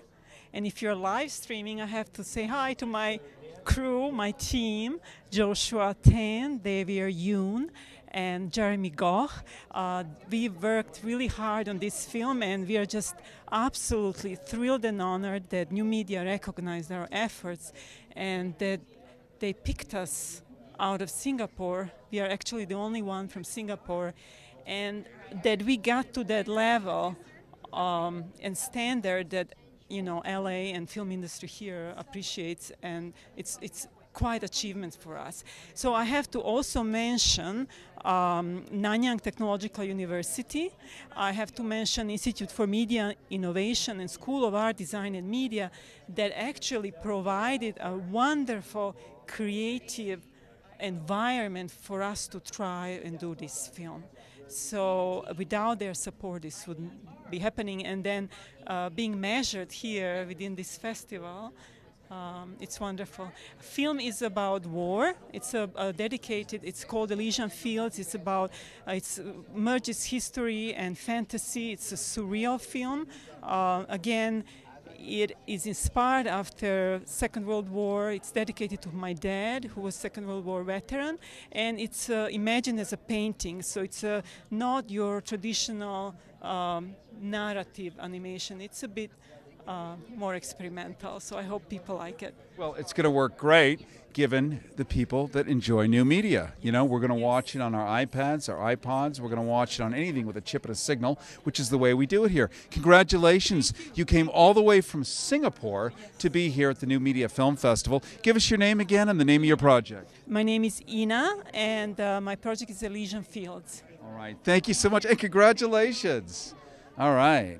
Cary Harrison with you. We are, of course, live streaming right now, right for you, here at the New Media Film Festival. We have so many people lined up, and we're going to bring them through one at a time as quickly as possible so that you can meet some of the filmmakers, some of the directors, some of the producers, the people that make the fine art that's available, so freely available to so many of us now because of the wonderful technology that has been pushed forward, especially by these people, making it more approachable, making it more available to each and every one of us. Would you like to come over and say hi? Hi, Cary Harrison. Veronica Dang. Veronica, we're asking people to tell us a little bit about their project. Hi, I'm the creator of Subway the series, and it's filmed on the subway of New York City, guerrilla style, and it's about an Asian Pennsylvania Dutch girl and her sandwich artiste friend trying to make it. I think, and I was in New York a month ago, and I was on the subway, and up in the engineer's cab, people were shooting something. I wonder if that was you. It's very possible. We're shooting pretty much all the time. Well, this is really fun because you're taking people, and New York is Market 1 in the United States of America. You're taking people into one of the most famous places on earth, that being the subway, and turning it into a gripping and compelling story. That's a very creative way to do it, isn't it? New York is always a character in a lot of stories, like Woody Allen, and it's what's interesting about this is that no one's ever been guerrilla shooting on the subway for a comedic web series without permits, without money. So Mayor Bloomberg didn't roll out this red carpet for you in New York? You actually went in and did it on your own without any permits or anything like that? Well, actually, so it's totally legal. It's a First Amendment right. As long as you don't disrupt the function of the subway or stop people from using it, it's actually perfectly legal to shoot on the subway. This is one of the best pieces of information I've gotten all day. It's a First Amendment privilege. I mean, right. There is no such thing. It's not a privilege. It's a right. Let's face it. So if you go on, you can, I guess, as a tourist, just shoot whatever you want. It would be the later lawsuit that you used somebody's image, which is probably an issue you may have to consider someday. Well, actually, when we shoot, we either do media releases or we hire our own extras so that we don't have to deal with that for using other people's images. This is brilliant. I love this. And who's with you here? This is my executive producer. Horacio Gutierrez. Pleasure to meet you. Pleasure to meet you, too. How are you doing? Yeah, I'm doing great. Yeah, we worked through the logistics of all of the shooting and, looked into it, spoke with the mayor's office, and they clarify that so long as you're not interfering with anyone, you don't need a permit. It's a matter of, what you're able to do. So we work in conjunction with them, and, every now and then we do CMTA employees, and if anything, they're applauding us. They have loved some of the shoots that we've done. We did a huge 30-person music, song, and dance choreographed thing on the subway. They loved it. They just were giving it a round of applause. So, And the New York subways, to your point, have always been places where we've seen what the British call buskers. And these are people down in the subway playing violins and playing complicated musical instruments and playing some really good, hearty music, often original, sometimes covers that we've heard before. And they make a living by people throwing a quarter in or $1 here and there. So there's a long tradition of this kind of stuff going on, except choreographing entire music festivals. But you guys found a way to get away with it. I really want to see this. This sounds great. Actually, at the premiere tomorrow, one of the subway buskers, the Saw Lady, she's actually a guest star in our episode. So, in our theme song is written by another subway busker that I found in the subway who wrote an original song for the series. Her Facebook hashtag is NYC Subway Girl, Kathy Greer, and she wrote this beautiful song with Veronica. The two of them got together, did a nice homage, which became the theme song for the Subway series. And now she's performing it as part of her routine, both on a subway and at Joe's Pub and major musical halls all over New York. Congratulations. We're so glad you're here at the New Media Film Festival. Congratulations on being presented. And we look forward to seeing this. And you have planted seeds. You have no idea the forest that is going to grow out of your wonderful experiment here. Thank you. And thank you. I'm going to let you traipse right across the red carpet here, the wed carpet, as we invite yet another filmmaker, a dynamic duo, Cary Harrison. Vayu O'Donnell. And what's your name? Wendy McClellan Anderson. Wendy. And we're, of course, letting people introduce themselves in as much as we are live streaming, so we don't have a team of producers, IFBs stuck in ears, and all ways to cheat and let people think magically we somehow know who everyone is. So we're going to actually be transparent, real here. Tell us about your project. It's called 80/20. And it's a show. It's a web series, but we're under the LGBT category. And it's a straight guy who plays it, right? Yes, it's actually right. And the show is about what it is to be a man in this current urban environment. So it basically follows around a straight male and a gay male and their relationship together, and kind of picks up all the social cues about what we think of masculinity and sexuality, and it's a very comic piece. And we had a brilliant female director, so we're getting all sides of the spectrum here. So as a brilliant female director, that's exactly what you want him to say, by the way. She paid me $20. And now we know his rate. Any insights you can offer into the parallels between men and men, whether they are homosocial or heterosocial or whatever? Well, I think actually a man deals with these questions no matter where they're living and what their background is. So I think it's a pretty universal story, honestly. You can... If you've ever tried online dating, whether you're a man or a woman, straight or gay, you know that there's a lot of foibles out there that you run into in the world, right? Just trying to figure out what it means to be a guy and go to the Macy's, the cosmetics counter at Macy's, right? What is it to buy Rice Bran eye cream? What is it to go to the big gay ice cream store in the Village? What does it mean to wear skinny jeans? Or what does it mean to wear khakis? So it's, I don't know that I have any particular insights, except that it's a pretty universal thing. I have a hypothesis. Okay. You're the straight guy, right?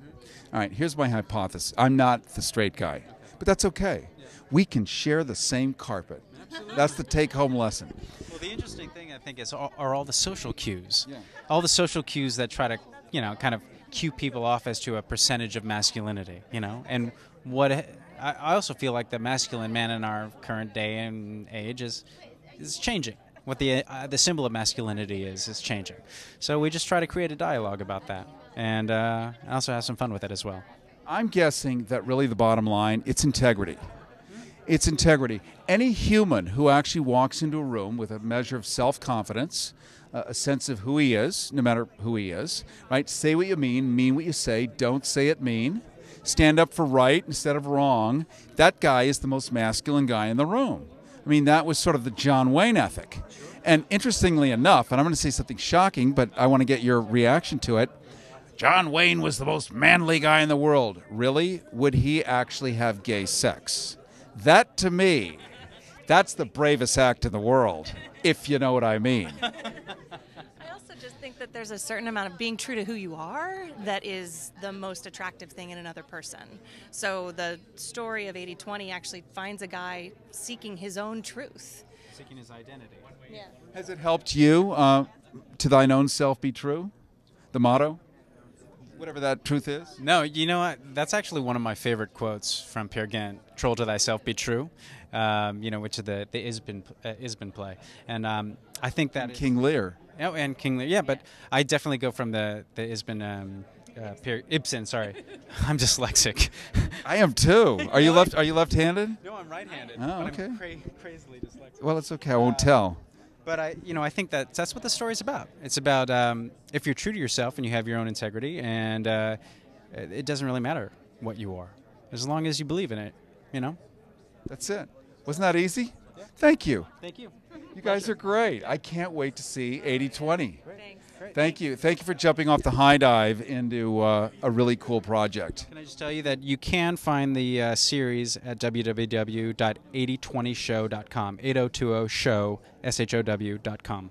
That's 8020show.com, 8020show.com? 8020show.com. Right, good to know. All right. Be well. Thank you. It's great to meet you. Nice to meet you. Cary Harrison with you live on the red carpet. We are, of course, in Westwood. We're at the Landmark, and this is the area in Los Angeles where just a stone's throw from here, so many great black and white movies had their premieres. The great actors of our grandparents' era premiered everything. And so following that tradition, the New Media Film Festival is having their 4th annual exposition this year. We're on the red carpet, and we're asking people to introduce themselves and tell us about their project.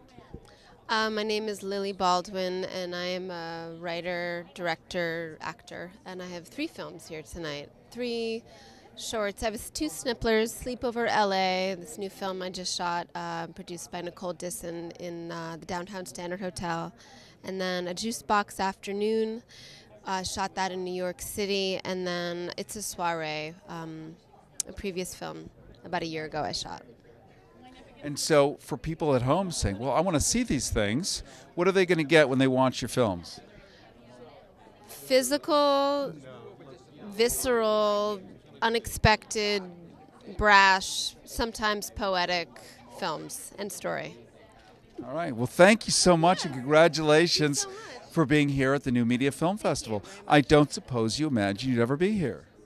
I'm a huge fan of Susan's, and this is a lovely treat. And I really support her and what you guys are up to. And the curation's excellent, and she's so forward-thinking. So it's a pleasure. She is my hero. She really is amazing. No, she's such a supporter, and I'm right back at her. She's really good. So thank you. I know she's going to see this. If she isn't right now on her iPhone going, thank you. Well, she deserves it. She does. She really does. She does. And she deserves to have you here, too. Well, so we're grateful. So kind. You look lovely and vivacious on the red. How do you like that? You do. You're chatty and good. Well, it beats the alternative. Grim.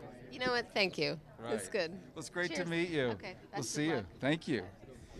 We are once again live streaming. We are here at the New Media Film Festival. We're asking people to introduce themselves. Slide on in. I know we're all very bashful, but it is live streaming, which means naughty words like, if you can avoid those. I'm from Detroit. It would be hard. Bravo. So give us your name and tell us about your project. My name is Manny Fonseca, and I am actually from Final Draft. I'm a sponsor of the event. Well, not me personally, but. And for people who may not know what Final Draft is, this helps screenwriters, script writers, any writer, really, even people who can't write, are welcome to use your software. Yes, absolutely.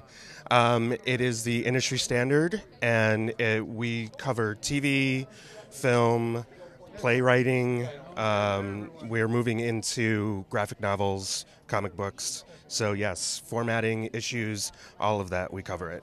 Let me help people understand what formatting issues means. So let's say you have a recurring character named Tim. And TIM is a tough one to type for some reason. It is for me. As I said, I'm dyslexic, left-handed. It's a problem. But you don't feel so bad for me because with Final Draft, I can put in a little code that if I hit a special key somewhere, Tim pops up. And so does Mildred. Actually, it's even easier than that. If you're in the middle of a conversation and you're having a conversation between Tim and Mildred, Tim, it will automatically recognize that if you had Mildred say something, then you're probably going to have Tim say it next, and it automatically just shoots. So as a screenwriter, you can just keep going through a conversation like it's nothing. Wow, and some scripts do look like it's nothing. I guess you've seen a few. Yeah, oh, yes, many. I'm a screenwriter myself, and plus I worked in development, so it's reading and screenwriting is my world. Well, apart from your connection to this, which I find appropriately and surgically, and without actually with forethought, you happen to be appearing right under your logo. I know. That's. And I'm not going to move you from that, but we should probably get a picture. Yeah, that. Well, you know, the higher ups are going to want to see that, so we'll just. All right, we're just taking a picture of him under. I love it. And you have a project here, is that right? No, actually, well, just at the bar. No, actually, I brought my friend Juan Cabrera, who is going to moderate the 3D Q&A afterwards, because he actually just finished doing the post-production 3D for Star Trek Into Darkness. And he works at Bad Robot, so I'd love to meet him. He knows everything 3D. Great. Do you have a card on you? I do. This isn't a very interesting live exchange, but we love smart people. And we don't want them to fall out of our orbit whenever possible. We are live streaming to you right now. We are at the 4th Annual New Media Film Festival. We're talking to Manny. He's with Final Draft, which has helped so many of the people who've shown up here today be able to articulate their product and craft into a final product. It is impossible to use an upright Royal or a Remington, or Rand Remington like Ayn Rand, except for saying her name makes me want to throw up all over your shoes. Unless you can find one on eBay. And it's worth it, for sure. Well, thank you, my friend. Sure, I'm so thank you. glad you came by. Thank you. All right, we'll see you later. We are, of course, once again at the New Media Film Festival. We have plenty of people lined up who want to say hi. These are the filmmakers, these are the directors, the producers, the actors, the people who make these projects available to you through the medium that you use. Whether it's an iPhone, an iPad, whether it's a laptop, even a Windows-based, I'm kidding. I have Windows too. And a Mac. Let's say hi to this next one. We're asking people to introduce themselves and tell us about their project, and we're going to let you jump off the high dive and say who you are and what you're doing. Well, my name is Juan Cabrera. I do post-production. I specialize on the finishing of the projects. Doing Star Trek Into the Darkness in 3D. Yes, sir. That's been the last one. I almost died on it. I almost died watching it. Yeah. It was... I mean, talk about sucking that. It was just absolutely spectacular. It's a roller coaster. I mean, one thing that I was talking to my friends is, like, I've seen the movie, like, more than 80 times altogether, and I still enjoy it. And I think that's a great thing for any movie, the fact that you go with your friends and you're still enjoying it. It's not like, oh my God, I work on that. But it has a lot of energy, and it's been a humongous effort by many people. And I think it came out great. People is liking it, and that's why we do it, no? Do you suppose that now that 3D has become really so spectacular, it's so successful, in a way that the average person can really throw on the glasses, they're light, they're not active, they're not passive, meaning they're basically very lightweight Polaroid glasses. I have a 3D flat panel at home, so my life has now been fully and permanently transformed. Do you think all movies are going to pretty much be 3D in the future? I think 3D, like everything else, is a medium to tell a story. And the same way, even today, we choose to tell a story in black and white. I don't think every movie should be 3D. When you make... I think the big choice is what will help the story. What will make the story be better or bigger, or make the audience engage with the story better. And if that's 3D, then fantastic. If for whatever reason you want to do a 2D movie, black and white, with grain the size of golf balls, then if that's what the story needs, then you're game. Well, obviously you like the 3D thing. I mean, I like movies. I like post-production. That's what I've been doing all my life. Life took me into many directions, and for the last few years it's been 3D, and I'm loving any minute of it, because there's so many things that you can test, experiment, and I think there's a lot of things that are left to discover, both telling stories in 3D, engaging with the technology, working out the limitations that some people don't like the glasses. Eventually we'll have glasses free, better screens, better resolutions, and I think it's a very exciting game. Well, I'm grateful that you did what you did, because you made my experience in IMAX, sitting in there, it was not an inexpensive experience, but it was worth every penny I paid, because your art is so spectacular. So I appreciate it. Thank you very much. All right, my friend. Thank you so much for being here at the New Media Film Festival. It's a privilege to be here. It really is, isn't it? It is. And that you are also creating the future for how filmmaking is going to be made. So there are many reasons for you to be here today. We're trying. We're trying to do our best. And you're with Bad Robot, is that right? Yeah, I'm working at Bad Robot right now. We vote yes for that. Thank you very much. All right, my friend. Have a great day. Pleasure. Be well. We have yet another as we live stream from the New Media Film Festival here at the Landmark in Westwood, Los Angeles, California. The home, the media capital of Earth being LA. And this lady here, as we continue to ask people to introduce themselves to our live audience and tell us a little bit about the project you're involved in. My name is Angeline Rose Troy, and I'm an actress and a producer, and I make a little cameo in Amanda Aliash's film, The Gun, the Cake, and the Butterfly. And we talked earlier with her. She was the blonde lady with the son who sings opera. Yeah, he is incredible. I was blown away by him. He's going to actually be performing here tonight, so I'm excited to see that. Now, was this a true story? It sounded like her son was trying to kill her to get the money. Was this a true story, or? There's, I can't discuss that. So what kind of stuff did you get to do as a producer, a modern producer in new media?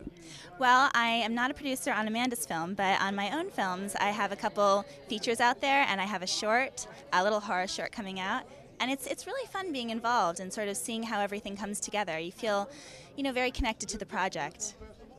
And it's good, clean fun? Sometimes. All right, that's what we want to hear. Well, congratulations.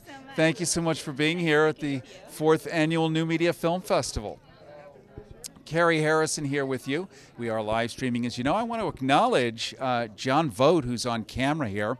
He is one of the true, real-deal Hollywood guys who's made all kinds of movies, run thousands of television shows and all of that. And he's a smart guy because he realizes also that the future is new media. So he's shown up and lent hours, days, months, years of his incredible expertise to help bring this thing to you live. So that's the good news. It's not just a bunch of us geeks here and there. There's a lot of stable, real people, too, who see the future and want to make sure that these stories get told. So I want to acknowledge him. And behind him, running the switcher, the new 8-camera switcher, and I forget his name. What is it? Dan Howes. And Dan is pretending not to hear. Now he's waving. It's amazing. It is like the old analog way. They still wave. They still do. So we're just doing that. Here comes yet another person on the red carpet. They're lined up, and everyone is being so well behaved, and they wait for the cue to come on over and be introduced. And because we are live streaming, we're asking everyone to give their first name, or actually second name, and third and fourth name if you have it, and suffix, and tell us about the project you're working with. My name is Amalie Lorentzen. I'm from Denmark, and I'm working on a project, well, like this film, you mean? It's about a brother and a sister and their relationship, like friendship over family, some sort, like, even though they're family, they're still friends. And there are some other, like, issues going on, but that would be kind of like telling about the twists, and I don't want to do that, so. We Americans speak one language, American, and it's mind-numbing when we hear people from other parts of the world who speak English as well as we do. And we wonder, well, how come we don't, how many of Americans speak Danish? I mean, I'm sure there are some, but it must be very hard for us, I would think. I would think so, yeah. I don't think there's that many. I mean, Danish is a really hard language to learn, so if you could speak Danish, I would be kind of, surprised and kind of impressed. Ich kann Deutsch reden. Ah, you speak German. I speak German. And some Schweizerdeutsch. Oh, Switzerland? Swiss German. It's completely useless in Los Angeles, trust me. Absolutely nobody speaks it, nobody understands it. But I like to be able to have that one day a year, which was just now, to do a half a sentence, and I somehow feel complete. That is good. I understand you, yeah. I get that. I would be really impressed if somebody speak Danish. I would be like, oh my god, I know what you're saying. Kringle. Do you know what kringle is? Like a pretzel? Yes. It is the single greatest invention of the Danes. It is a huge pretzel about this big, and it's filled with almond paste and some kind of jam. And we eat it as dessert or breakfast or something. But you brought that to the U.S. You did, personally. And we owe you a great debt of thanks. So an equal debt of thanks goes for you being here at the film festival, because I'm sure you had to get on one of them aeroplanes and come over. Yes, there was one of those involved, I remember. I've tried to block it out, but it happened. I was over in your country. I know this is really interesting to you, really interesting. But a year ago, 2 years ago, I was at the Klima Forum in Copenhagen, which was the huge green festival. Al Gore was there, the United Nations was there, and presidents of different island and Pacific nations were there talking about global warming and will all the islands end up underwater and is global warming real or not. And there was about to be a huge movement to actually make a major difference in the world. This is in her country, Copenhagen, Denmark. And I was there and I saw the 2-minute moment that ruined the entire event. Ruined it, where Al Gore left with his tail between his legs, and the leaders of the different countries didn't get a chance to go in and talk to the United Nations because the UN security blocked everyone and said, leave, leave, leave. A 2-minute event, and I was there witnessing it. And I'll tell you what it is. You want to know? Yes. Oh, she wants to know. I want to know. And I never get to talk about this. Are you familiar with Fox News? Have you ever heard of Fox News? Yeah, we had about them in school. That was bad. That was really bad. Cameraman's laughing. That's not unbiased. Neither is this conversation. Well, they had 5 guys from Fox News, paid by Fox News to be there, Rupert Murdoch, right, to dress up as vegetables. So you had a carrot, a cucumber, a parsley, something else. And they started to go crazy, and they were screaming and yelling and going nuts. So the United Security Guard saw Vago terrorism or vegetable terrorists or something, and that was the end of that. And because they looked crazy, I mean, imagine a giant carrot running at, it's very effective. And so that was the end of that, and I'm like, that's brilliant. They probably paid $10 to destroy hundreds of millions of dollars worth of all these airline tickets, all these people who've shown up from poor nations, who've never had a voice, who would for the first time be able to say what's really going on, and 5 guys dressed as vegetables in 2 minutes destroy everything. And that was the greatest moment of propaganda I've ever witnessed in my life. That's Denmark for you. How it happens. I lived on a bicycle for 10 days, so that part was good. Yeah, there we bike everywhere. It's crazy. Well, we really like you. We like your population. We like your culture. We like your free health care. We like it all. And your quality of life, rated #1 in the world, by the way. I heard. I was really glad that, it was really awesome that when that happened, I moved here. I was like, what? That was not my best decision. Maybe you can export a little and bring it over here.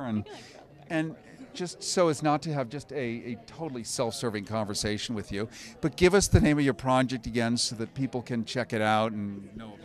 It's called The Days After, and it's a short film. All right, The Days After. Thank you so much. Thank you so much. I really enjoyed it. Yeah, me too. Thank you. Thank you. All right. Cary Harrison with you with Public Broadcasting. And by the way, we do long-form radio. If you want to catch any of the podcasts of this, which is also going to be on the radio coming up next week, you can go to GoHarrison.com, GoHarrison.com. We're on the red carpet right now saying hello to a series of lovely ladies. That is Red Carpet Speak. Thank you very much. And it's always true, and that's my favorite part, as they come up and we're asking everybody to introduce themselves and tell us about their project. So my name is Heyy. Am I supposed to hold this? No, I'm supposed to hold it. Thank you, good. And I'm here representing the educational movie that is created by HHMI, producer Sean Carl and Carol, and director Sarah Holt. And I am presenting this because they were unfortunately not able to come, but I was involved in the project because the story is about my grandfather, who discovered a very curious creature in the Antarctic during an expedition to the southern pole, or the Antarctica. They found a fish that does not have red blood cells. So Sean Carl likes to tell educational stories with a twist, with an adventure to kind of capture. I'm just going to jump in for a second. This is really fascinating, but we're all going, well, who was he and where are you from? I am from Norway. So he was from Norway. And he was a marine biologist, a zoologist. He liked to go on expeditions, so he went to Antarctica. Of course he does. Exactly, who wouldn't? And it just makes for great stories to take the stories of adventurers and lead into science. And that's how HHMI actually creates several of these little educational movies where they try to grasp the audience by telling starting out with adventures and sneaking in some science and knowledge. How does a fish without red blood cells oxygenate itself? I mean, it has gills sucking it in the...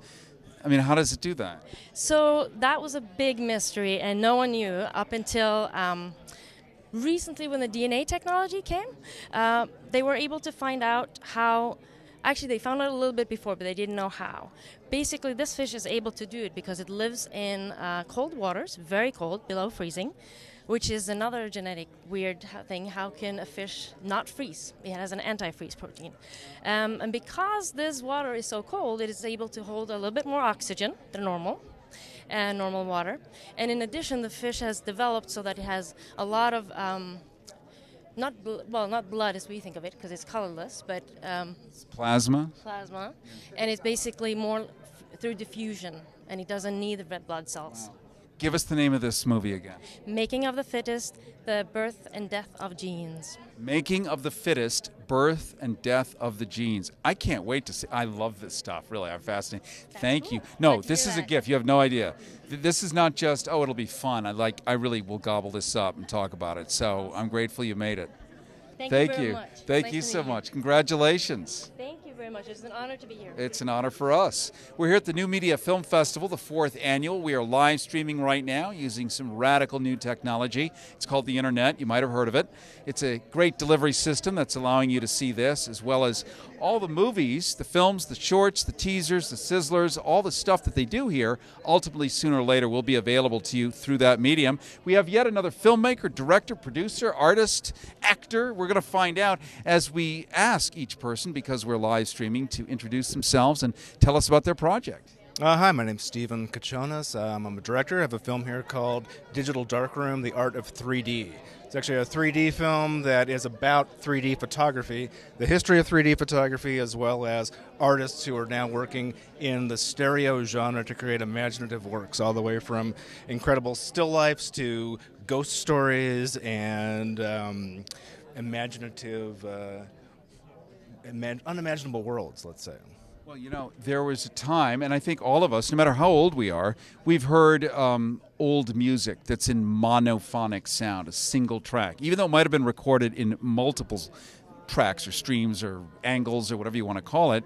And then when it's mixed into stereo, suddenly the room is alive, right? And the same thing with 3D photography. You go from this, that's cool, to it's kind of around you now. And what you do is you literally put people in a movie that are watching. The viewer actually becomes a participant. It's really extreme.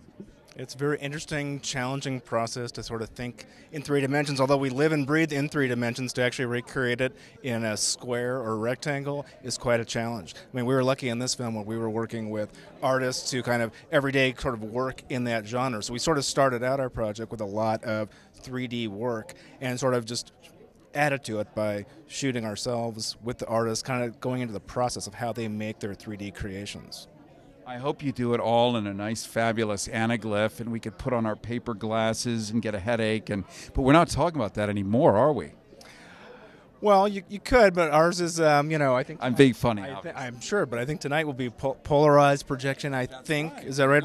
Probably Real D, I imagine. There is a secret in our film that if you're wearing polarized glasses, there is one scene. If you happen to have red and cyan glasses with you and put them on top over the cyan, over the polarized glasses, there's an actual image that would be 3D on top of 3D. But that's just one of those secrets that is between you and I. And we won't tell anybody, or the 150,000 people watching the stream right now, please don't tell anybody or tweet it. As a matter of fact, I saw my first black and white 3D movie. It was a year ago here in Los Angeles. They did a Three Stooges film festival, and one of the Shemp ones, it's too bad it wasn't curly, but it's okay. One of the Shemp ones was done in 3D, and it was the anaglyph with the cyan and the blue lenses. And it was...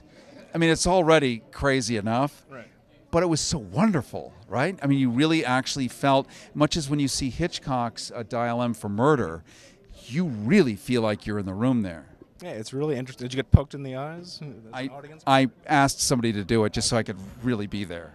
Yeah, I mean, it's really an interesting process, and it's fun to watch a film like that, especially now. You know, the technology has improved in a way that there's less eye strain. It's not really the fatiguing experience that it once was. I mean, I remember more the sort of resurgence of 3D in the 80s when they would bring things back like, I think, Halloween 3 or Friday the 13th 3 in 3D, where it was sort of not quite ready for prime time. I think now it is, and it's really, you know, I don't say it's better or worse than 2D. It's just a different experience and a different way to experience entertainment. Well, so a project that we need to know about that you're involved in so that we can remember? Digital Darkroom, the art of 3D. I love it. All right, thank you, my friend. Congratulations for being here. We are at the New Media Film Festival. We are inviting and welcoming more people to come up, the artists, the directors, the actors, the producers, the grips, but you're not. No. You're not. No. By all means not. In fact, you are going to tell us who you are and what project you're with. Sure. I'm Lawrence Mercanich. This is Katie French. We are the producers, writers, and actors on a web series called The Complex. And tell us about The Complex. It's a web series that follows one man, James, who is really confident but not that great at anything, and his girlfriend unexpectedly breaks up with him, leaving him with a list of reasons why he sucks. So he takes this as a positive thing and goes out to conquer every item on the list and win her back. Wow. Yeah. You may not know that you're actually helping a lot of men. That's not why we wrote it, but we're glad that that's what's happening. Byproduct. It's a great byproduct. Great byproduct. Yeah. And obviously I'm getting, just through this tiny miniature conversation, the tone of your video and the how you guys relate. Actually, I think this is fun because the way that you are playful with men, and if you can actually show them a hell of a nice laundry list of character defects and help them for self-improvement, they might actually be eager to do it. So, well, the poor dears. This is not to say that men didn't have anything to do with writing it. There are 8 of us who all kind of collaborated on this, and several of them were male. So we have a male voice in there. They're not completely defenseless against our wishes. So it was fun. Would you say that you understand men more from having done this project? I think we definitely understand James more from having done this project. He was our lead, and we really did write a character around him. James Shippey, he's fantastic. So, no, men, no. James, yes. James is kind of a singular man. In fact, all of our characters were really specific. You know, we've got another Jeff Addis, who's fantastic, who's a member of our cast, who plays sort of a supporting, he's the super of the building where they all live, which is the complex. He's kind of helping James on his quest, specifically to get fit. And yeah, I'd say they're all really specific, not very realistic people. Well, it sounds like good, clean fun. Thank you. I think so good, too. clean. Even men will enjoy it. Yeah, just think of it. Here's the deal, and I'm just going to share this with men. What they've done is given you the secret doorway into them. By telling you what you're doing wrong, if you avoid these things, therefore, in the syllogism, you're doing right. It's not a perfect formula, but they've just given you the secret. Thank you so much. It was a pleasure meeting you. Thank you so much. Be well. Thank you and congratulations. All right. We're inviting yet more people here on the red carpet at the New Media Film Festival to come and say hello and share with us the project that they're doing. And we're asking you to give your name. Slide over this way if you don't mind. We're asking you to give your name and tell us about your project. Well, I'm Ned Weissman, and I'm the producer, director, stereographer, writer, and I did craft services on the United States Vintage Grand Prix at Watkins Glen in 3D. That's classic and antique cars racing on one of the most famous racetracks in the country, the famous Watkins Glen racetrack. I love how with new media today, once upon a time you would have a director and a craft services guy and everyone was union and we didn't talk to each other because you couldn't and you wouldn't. And now you get to do it all. But this is the future. And it also shows this is where the real talent is, that you can do many things and do them well. It is a bit of a stretch, however. You get to learn, well, actually you learn things you never wanted to learn, but you have to do them anyway to get the project done. But this project was, it's the third of a 5-part series that I've been doing in the automotive area. My first project was the Concours d'Elegance in Pebble Beach. Second was the Concours d'Elegance on Amelia Island. And this is the third, and I'm planning to shoot the Le Mans next year in France and perhaps in England also. So 5 parts will give us a series. And this is my distributor, Quickly. Michael Williams. My name is Michael Williams. I'm distributing Ned's film, Watkins Glen. I also am distributing a film being shown tonight called Encierro. It's the bull running in Pamplona. And I was the producer on another series called Glimpse Knoll Surfboards 3D, which is behind the scenes on how different products are made shot in native 3D. Nice. No, I mean this is not only the present, but it's the future. I mean, a lot of you guys, you may know it, but you may not really talk about it with each other. But you are really paving the sidewalk many miles ahead of how we're going to start all doing it. Well, the amazing thing now is with the made-for 3D cameras that Panasonic makes, you don't need a giant crew to shoot 3D. And with the Cineform edit system, I actually can shoot, edit, and color correct and correct the 3D and bring it all here. The only thing I didn't do was make the DCP. Luckily, I had the guy who did the DCP for Star Trek do my DCP for me so it could be projected. It's a reasonable pick. Yeah, I picked the right guy. Yeah, I picked the right guy. Earlier, yes. Juan's a great guy. Well, thank you, guys. I really appreciate you coming here to the New Media Film Festival, and congratulations on being placed. We vote yes. We love it. All right. We'll look forward to talking to you later. Cary Harrison with you with Public Broadcasting. We are streaming to you live right now from Westwood. This, of course, is part of Los Angeles. This is the home base for all things media. As we wrap up our interviews, we're saying hi to Jim Cyril from Liberator, and we're just pulling him over a little bit this way. And we're asking you, Jim, to talk a little bit about your product and help everyone.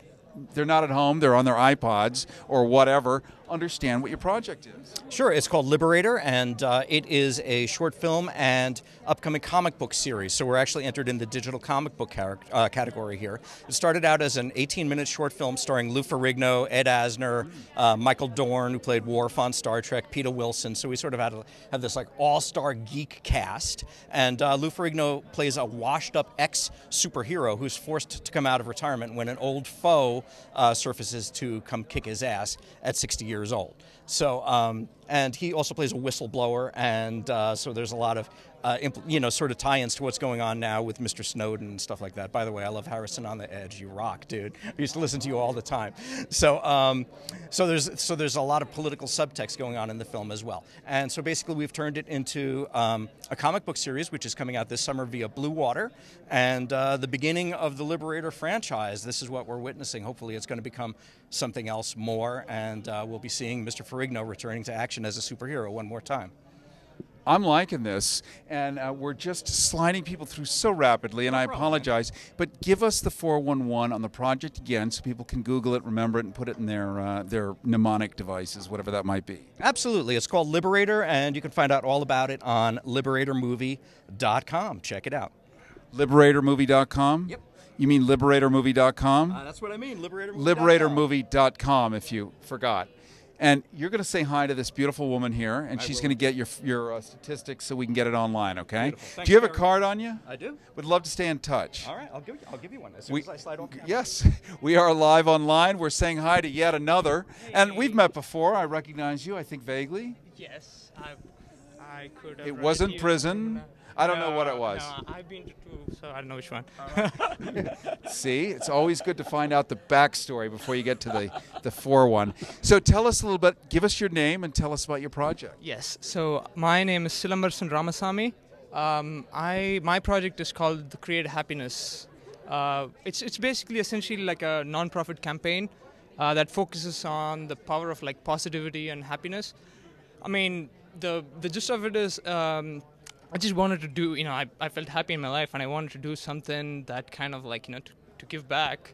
So I did this video that just focuses on people's eyes and just focuses on them, and there's a transition from them like looking serious to them smiling, and you could just pick it up just from their eyes.